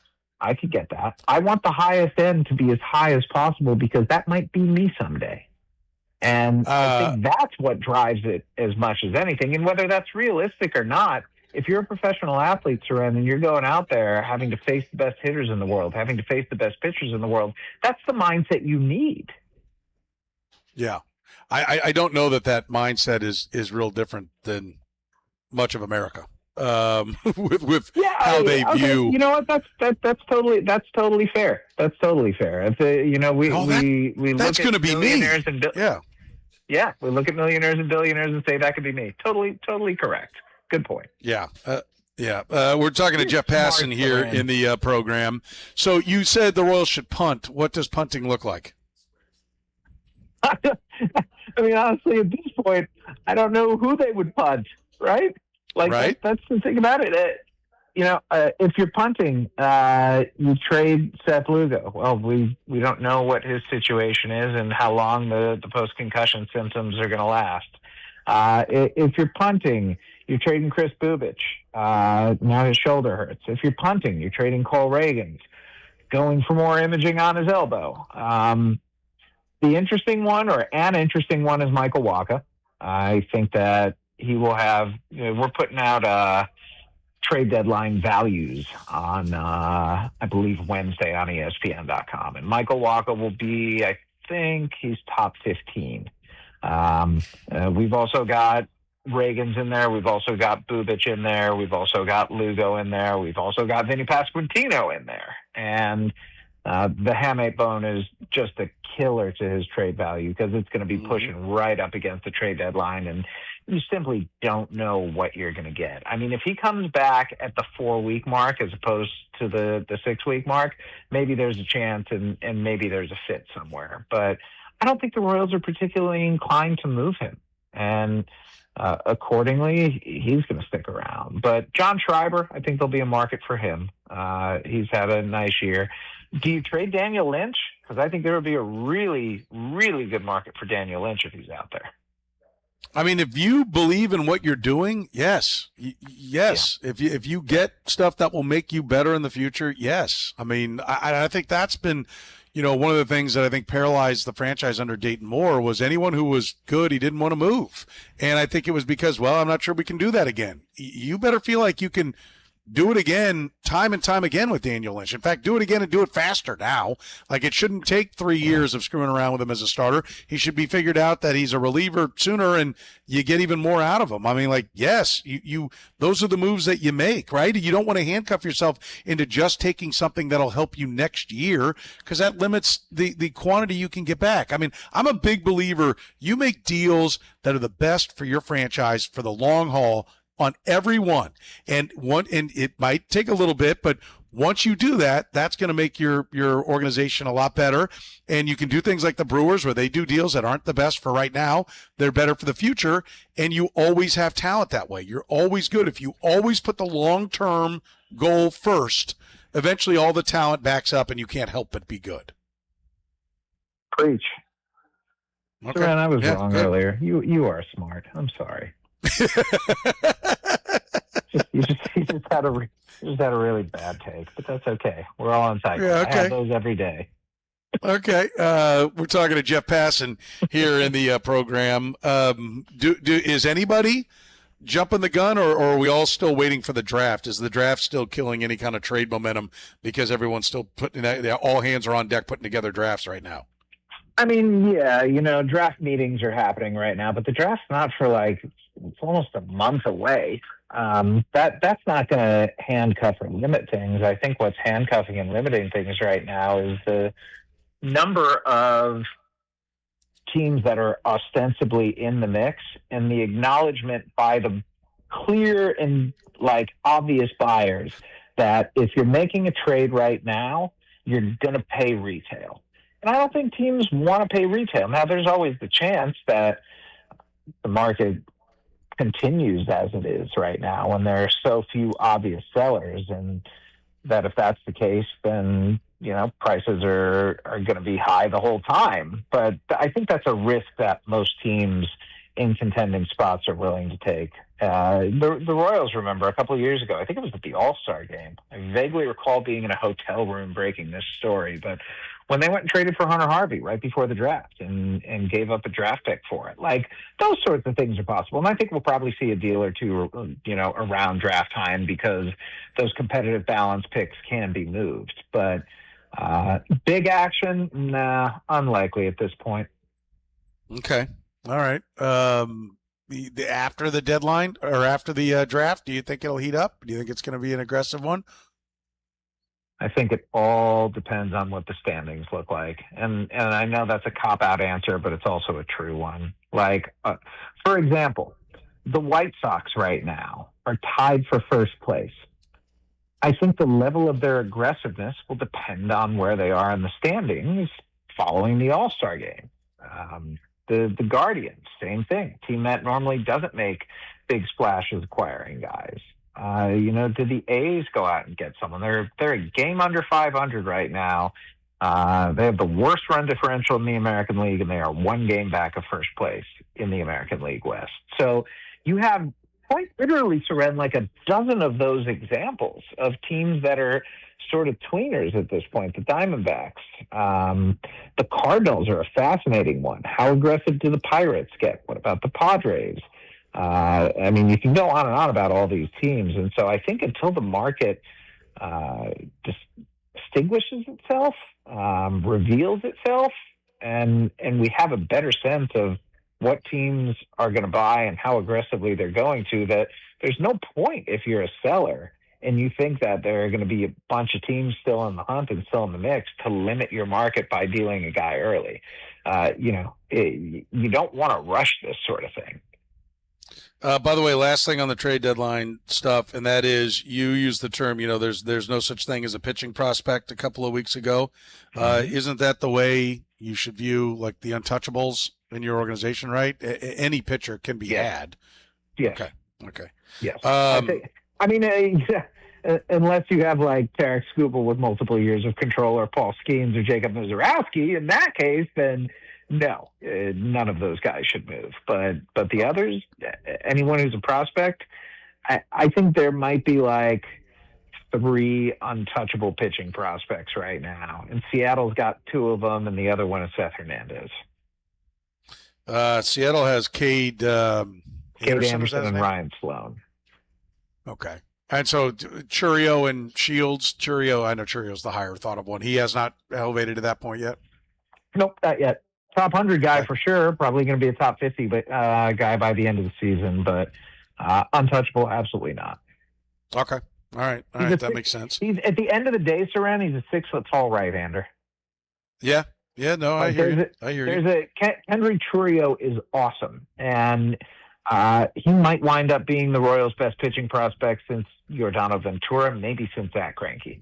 Like, I think that is a very real thing, but at the end of the day, the ceiling on him, I think, is quite literally limited by his height. Pedro Martinez was a 6-foot right-hander.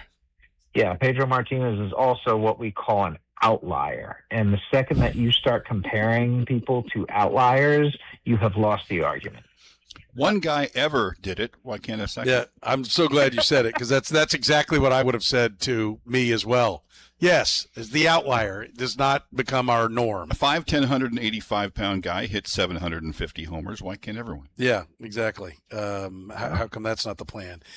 You mentioned Jacob Mizorowski. What an incredible – we were watching that game on Friday in addition to the World Cup. And what do we have, NBA going on? I can't remember what all we had. Maybe it was hockey that night. But no, I think they took Friday off. Both those took Friday off. We had Royals – we had that game on. We had a bunch of baseball games on. I think we had one of the college games on. And we had the World Cup.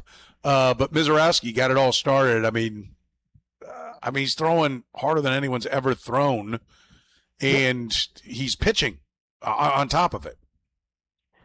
I don't know if everyone who's listening knows this, but what you saw on the mound that day was born in Kansas City. And I don't just mean like literally born and at Grain Valley High School, but I mean like at Premier Pitching with Bob Zimmerman, who's, for my money, the best pitching coach in the area. And I remember him sending me a video a few years back. This was well before Mizorowski ever got drafted.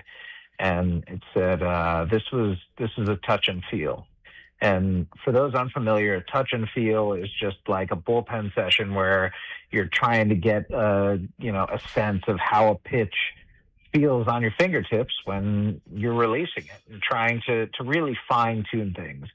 And I open up the video and there's this giant creature on the screen who's legs and arms are impossibly long, and who's moving in a way, a matter of fluidity that you simply don't see in someone his size. And I just guessed that he was 6'5", because you normally don't see pitchers who have the proprioception to get their body in the right place and maintain that consistency that it takes to be a pitcher in the big leagues. But now Jacob Mizorowski, 6'7", looked like he weighed 150 pounds soaking wet. And in his touch and feel pen, he was 97 to 98. And I texted Bob back. I'm like, what is this? And it turns out it's the guy who could be the best pitcher in the world right now. And it's taken a few years and it's taken some consistency, but watching Jacob Mizorowski go out, I don't know if this is the peak of his powers. And I say that because I can't conceive what it looks like when he gets better, because we've never seen it. We haven't seen this. We haven't seen a starting pitcher who, over the course of an entire inning, averages 103.7 miles per hour on his fastball. And then when the ninth inning comes along, is over 102. Like, this has never happened in baseball before. And the idea that up at a 110th or so and row, that's where this came into shape, and that's where this became a reality. I think it's a really cool thing, and something that the Kansas City area should take a lot of pride in, while Royals fans lament the fact that he just was not quite on their radar, the same that he was the Brewers and the Dodgers. Four pitchers in baseball history, complete game, or I guess a shutout, one hit shutout, no walks, 15 Ks. 4 guys ever. Why do you say, I've had some conversations about him with folks here in town. Why do you, they were aware of him. Why do you throw the Dodgers in with the Brewers and say the Royals weren't as high on him? Because the Dodgers and the Brewers were the two that showed the most interest in him pre-draft. If they really loved him, somebody would have taken him in the first, right? Not necessarily. I mean, a JUCO kid going in the first, like that doesn't happen. And there was enough. The concern over Jacob Mizorowski was that his ceiling was elite closer. There are a lot of teams out there that did not think that he was going to stick around starting. They didn't think that, and these are biases, and this is what outliers do, Soren. Outliers make you look foolish when in reality you were just basing your opinions on what history tells you. And so I don't sit here and say the Royals are goobers because they didn't go and get Jacob Mizorowski. On the contrary, I think their analysis of the situation, which is that, the number of 6'7" starting pitchers in the course of the game's history who have been able to consistently throw strikes, you could count on, 2 hands maybe. It's changing though. The game is getting bigger physically. And I know Cam Schlittler's not 6'7", he's 6'6" though. And he's another guy who, huge body, and it took him a few years to figure things out. But once he did, holy hell, like those have been the 2 best pitchers in baseball this season. By the way, he got $2.35 million in the second round. And he was, at pick number 63. There's some sandwich picks, obviously. The second round began at pick 40. He was pick number 63. Do you know who got more? I'm trying to think, what draft was that? I don't want to tell you because you're pecking on the keys. No, I'm not gonna. I mean, let me think. Okay, it was the 22 draft. 22 draft. Oh man. A lot of guys got more than that, but this is. No, I'm saying in that second round. In that second round. Oh, in the second round. No. Who are you thinking of? Roman Anthony got $2.5 million. He went down at pick 79 to the Red Sox. Okay. And then $3,005,000 at pick 47 was given to Jackson Ferris. Jackson Ferris is a good prospect still. Not throwing a ton of strikes right now. He's with the Dodgers. He came over to the Dodgers along with Zaire Hope in the Michael Busch trade a couple of years back. Left-hander, was with IMG, was up to 95. So there's still something there. He's going to be a big leaguer. But to your point, I mean, $2.35 million would have put him at roughly pick 31, 32 range. I mean, that's where that money was, so. I'm looking at who did the Brewers take in the first? Like, what did they do in the first? Was this the plan all along. The Brewers, they gave Eric Brown at pick 27 less money, $2,050,000. Yeah, this was the plan. They were targeting him in one of those early second round picks the whole time, and give the Brewers credit. They have. I do. They have as good of a scouting and player development operation as anybody outside the Dodgers. They are up there with the Rays. They are up there with the Guardians. They're up there. And shocker of shockers, all four of those teams are really good and in playoff spots right now. Refresh my memory. If the Royals would sell off some pieces and tumble down, did they have a lottery pick last year? Because you can only have it 2 years in a row, right? You can't have it 3 years in a row? It's every 3 years for small market teams. Okay, so yeah, they had like 20-something, but they took those two guys that were basically the same guy at the late 20s. Yeah, they're in perfectly fine position this year, or not this year. I mean, in this year's draft, where are they going to be going? Middle of the first? 6? No, I think they're 6. They did move lucked up, out, didn't they? Yeah, did. They moved up, and so they're going to bomb it. They're going to be good. They're going to have a really good pick. They're going to be in the lottery again this year, it looks like. And if that's the case, then next year, what would happen if they would be in the lottery again? What pick do you get? Can't pick in the top 10. Just not the top 10. Okay. Yes. Okay. All right. So that would be their incentive to try. That I'd be fine with pick 11. If that's what. The draft last year is gonna. I don't know what Sean Gamble's gonna be, but Josh Hammond's a guy. Josh Hammond's gonna be good. Oh, the returns are good, and there's some good young pitching, I think, in some of the later ones. Yeah, I'm not bombing the draft. The Lampkin kid he's been maybe the biggest shopper. Like the Royal system is coming together reasonably well at this point. Churio is clearly the top guy. Hammond is number 2, probably. I would say Blake Mitchell is up there as well, but David Shields, Gamble, Justin Lampkin, it's not a 1 or 2 player system now. They've got some nice depth that they've added, and while they're not a top 10 farm system, they're probably in that middle 10 at this point, probably toward the back end of the middle 10. Yeah, but you can see as those guys start getting to the AA and AAA level, if they keep doing what they're doing, they're going to be a top 10 system. Yes, that's correct. Yeah. We're talking to Jeff Passan, our Major League Baseball insider. Jeff, let's get to the Final Four. I will start you with this. How many career strikeouts does Jacob Misiorowski end up with? He's at 218 right now. 131 Ks this year in 87 innings. I'll go 2,621. There it is. That's a good number. I like that. I'd like you to go ahead and take him over 3,000, but that's a pretty good number. The top home run total this year will be what?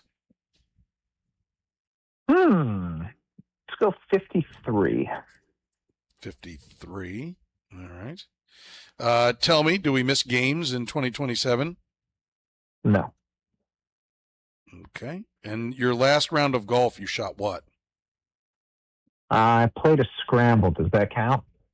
No. What did you shoot your last time you shot 18 holes? My last actual round was, I think, a 92. I played a 92. Great. I was great that day. The scramble was pretty awesome. I played like the worst FCC banned words you can imagine. But I chipped in to win a hole when we needed, and I think it was on 16. We were playing at Adams Point. I think it's a par 3 on 16. It might be 15. And I hit a 6-iron to 8 feet and stuck the putt. So it was a solo birdie on a scramble day. And when you have the game like I do, in the way I was playing that day, that was a win. There you go. Impressive. Jeff, you're the man. We appreciate it. We'll talk to you next week. Look forward to it, Soren. Thanks. The Program with Soren Petro. I pee my pants. Weekdays from 2 to 6 on Sports Radio 810 WHB. I can't stress to you enough how frustrating it can be when you've got a plumbing problem. If you've had one, you know I wasted one whole afternoon, I swear, going back and forth. I thought, you know what, I can handle this. I can take care of it.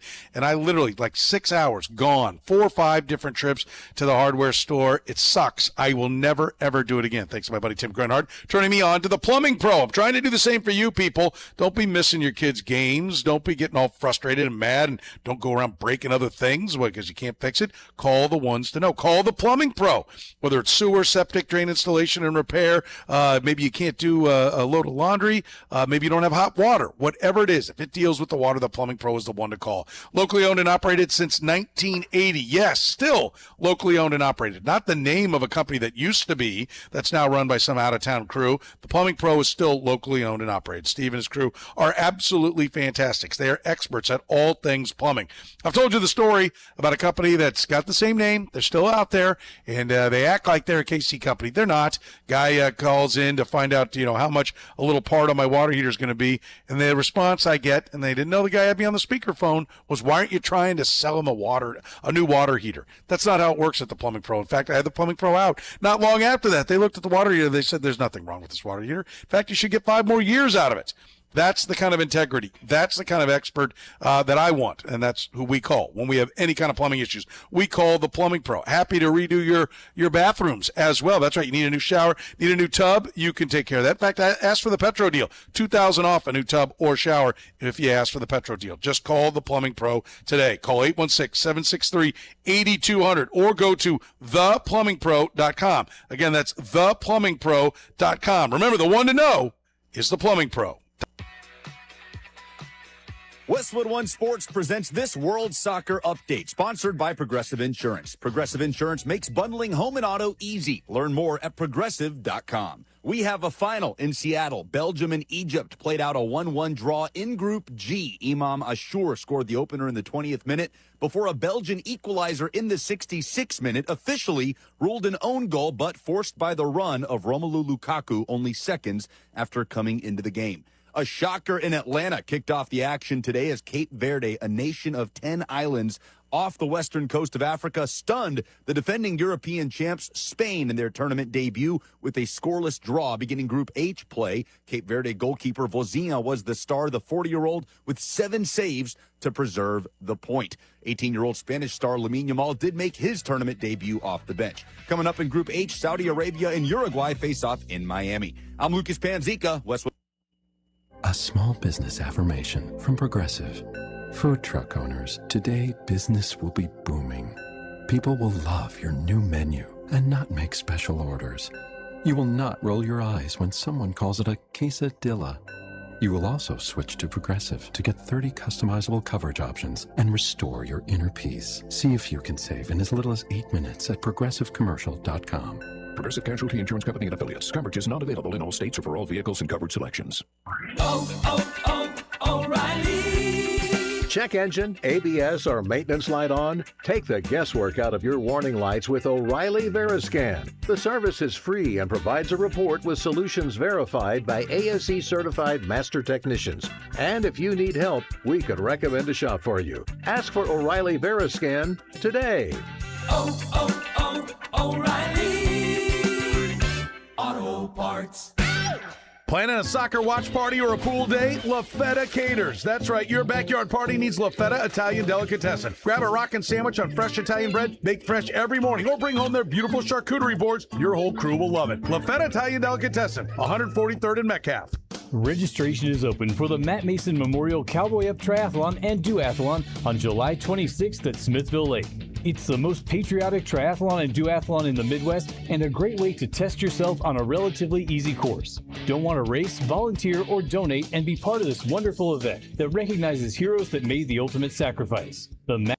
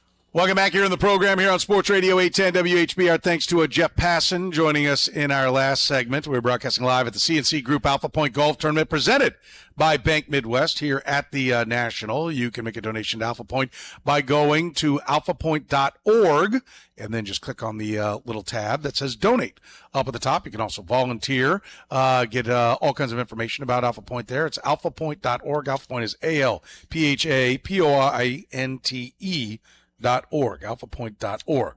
Jeff Passan called you stupid, then took it back. And said, you're smart. That shows growth. By Jeff or me? Jeff.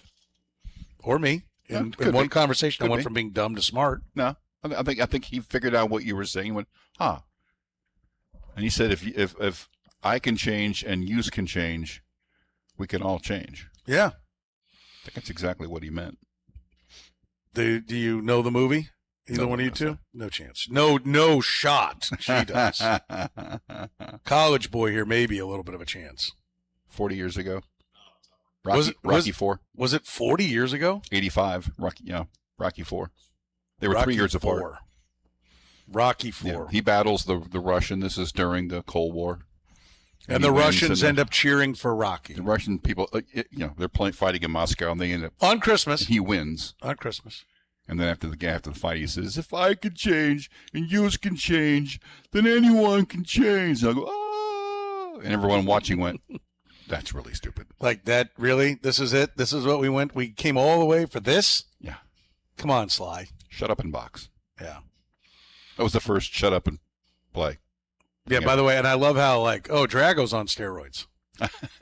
Have you seen Rock? Yeah. I don't know. Go watch Rocky, the first one, and then watch that one. I'm pretty sure Rocco, he's still kicking. He is. But you look at him in those. Oh, yeah. Little different. Yeah, a little bit different. All right, let's start with some Royals news today. The Royals have made a deal. They acquire right-hand pitcher Connor Seaboldt from the Blue Jays for right-hander Dennis Samudio and cash. Carlos Estevez moved to the 60-day list to make room for him. And with Seaboldt out of options, he'll be on the KC's 40-man roster. Andy Rogers says the expectations he joins the active roster sometime in the coming days based on his travel. If he's just going to be in the pen, it could be any night. If he was going to start, it'd most likely be on Wednesday when they have Luinder Avila set up.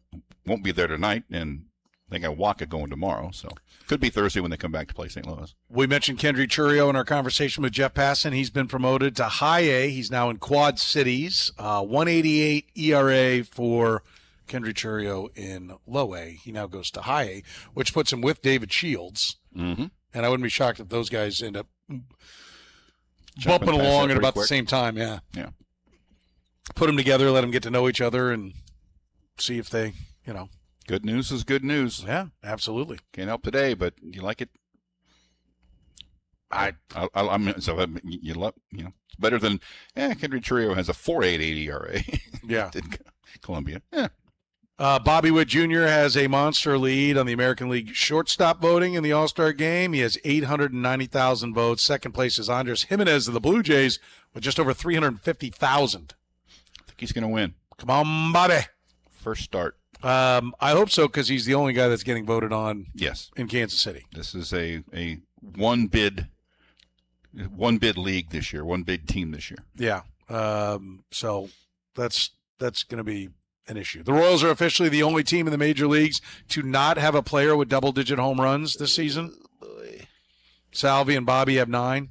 Everybody else in baseball has a double-digit home run guy. The fences are in. They did move him in, right? We didn't miss on that, did we? Did they move the plate back 10 feet? Yeah. And then Salvi is going to play first tonight. Okay. I mean, can we get Caglione back at first? I don't get it. I'm not getting it either. It's not making a lot of sense to me. I don't have the baseball get it. Yeah, I guess not. Royals and Nationals on Royals TV, 5:45. That means they're about ready to go right now. Washington minus 132. Matt Spence versus Andrew Alvarez. The Program with Soren Petro. I'm a fat ass with a microphone. Weekdays from 2 to 6 on Sports Radio 810 WHB. Listen up, getting older, that's a reality. It just happens. You don't get to get younger. You only get older. But feeling exhausted all the time does not have to be what your life is all about. If your energy's down, sex drive may be down. If you're just not feeling like you used to, maybe your workouts are getting harder. Maybe you're working out just as hard and you're starting to put on weight, even though you're doing all the stuff you've always done. Maybe your focus is off. If you just don't feel like yourself, it may be time to head over to the Low T Center. About 1 in 4 men over the age of 40 have low testosterone. And for many men, the symptoms happen gradually. So you don't even notice it happening. Or you just assume it's stress or work or lack of sleep or just part of the aging. Low T Center providers specialize in hormone health and testosterone replacement therapy. They use lab work, symptoms, health history, and personal goals to create a treatment plan that is tailored just for you. No two men are the same. Why would the treatment plan be the same? Right? TRT can help support energy, focus, libido, body composition, mood, and overall quality of life. You don't have to settle for being less than yourself. So visit fixmylowt.com and book your appointment today. That's fixmylowt.com. Spring storms are on the way. This is SSJ, and now's the time to call Brian Donegan and his team at WeatherTech Renovations and schedule your free roof inspection today. Call WeatherTech Renovations at 816-988-8957 or online at WTRenovations.com. Yulepods, the world's biggest soccer event, is here in Kansas City, and Meet Mitch is your go-to spot for every match. Featuring 20-plus flat-screen TVs for the ultimate watch party experience. Meet Mitch Barbecue east of 95th and Mission in the Ranch Mart North Shopping Center. Hi, I'm Matt Toronto, founder of Aesthetic Care Med Spa and Wellness. Last year, after finding out I had prostate cancer, I dug deep into the best treatments. Prostate cancer is the #1 most common cancer in men, and one of the negative side effects of prostate surgery or radiation is incontinence. Post-treatment, men are recommended to perform a ton of Kegel exercises to strengthen their pelvic floor to diminish incontinence. Luckily, at Aesthetic Care, we have the Emsella device. This non-invasive device is FDA cleared for incontinence. It utilizes electromagnetic energy to cause a man or woman to have the equivalent of 11,000 Kegels in just 27 minutes. This is far more than anyone can do on their own. All you do is sit in a chair, fully clothed, and the Emsella does all the work pain-free. Emsella treatments help men and women with incontinence, urinary leakage, urgency, pelvic floor weakness, and sexual wellness. Personally, I'm happy to say that I'm free of incontinence thanks to Emsella. To find out if Emsella is right for you, visit us at greatskinkc.com. That's Aesthetic Care at greatskinkc.com. Don't settle for living with incontinence. Every business starts with a story, and every story deserves a partner who believes in it. At Core First, we're proud to support the dreamer.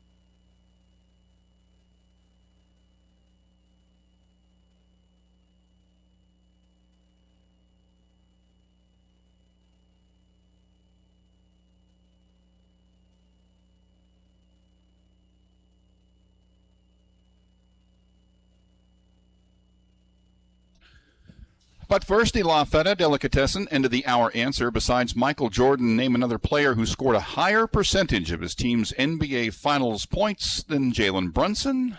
Shaq. Kobe. Giannis. Two more. Dwayne Wade. D. Wade. And, I don't know. Tim Duncan. Okay. 31.2. Yeah. Percent. Yeah. Interesting. Man. I like that. If you didn't notice today, we'll leave you with this. Cape Verde pulled off a stunner. They tied Spain 0-0. Cape Verde's coach, Pedro Leteo Brito, said, "This means everything for our country. We've always said that we wanted everybody to see our country, our team, and we have shown organization and braveness. And this is proof of what our country is about, resilience and to try to overcome hardships." It's a tiny nation on the west coast of Africa. Basically a series of islands, which you can barely see on a map. Total population, a little more than Wichita. 590,000. Wichita has a little over 500,000. And Cape Verde tied Spain, mighty Spain. Their goalkeeper was supposedly outstanding. He's 40 years old. That's fantastic. 40! Love it. And he kept Spain off the board. How impressive is that? As impressive as you can imagine. I mean, they say, Spain tends to start slowly, but nobody expected Cape Verde to draw. That's the headline on ESPN. Yeah, I'm sure they didn't expect that. No. So congratulations to Cape Verde. They certainly made their presence known. I want to say thanks to everybody here at the National and everybody here working on the golf tournament. It's wrapping up this year, but you can be a part of it next year. CNC Group Alpha Point Golf Tournament presented by Bank Midwest happening right here. They did a fantastic job this year. Go to alphapoint.com to donate.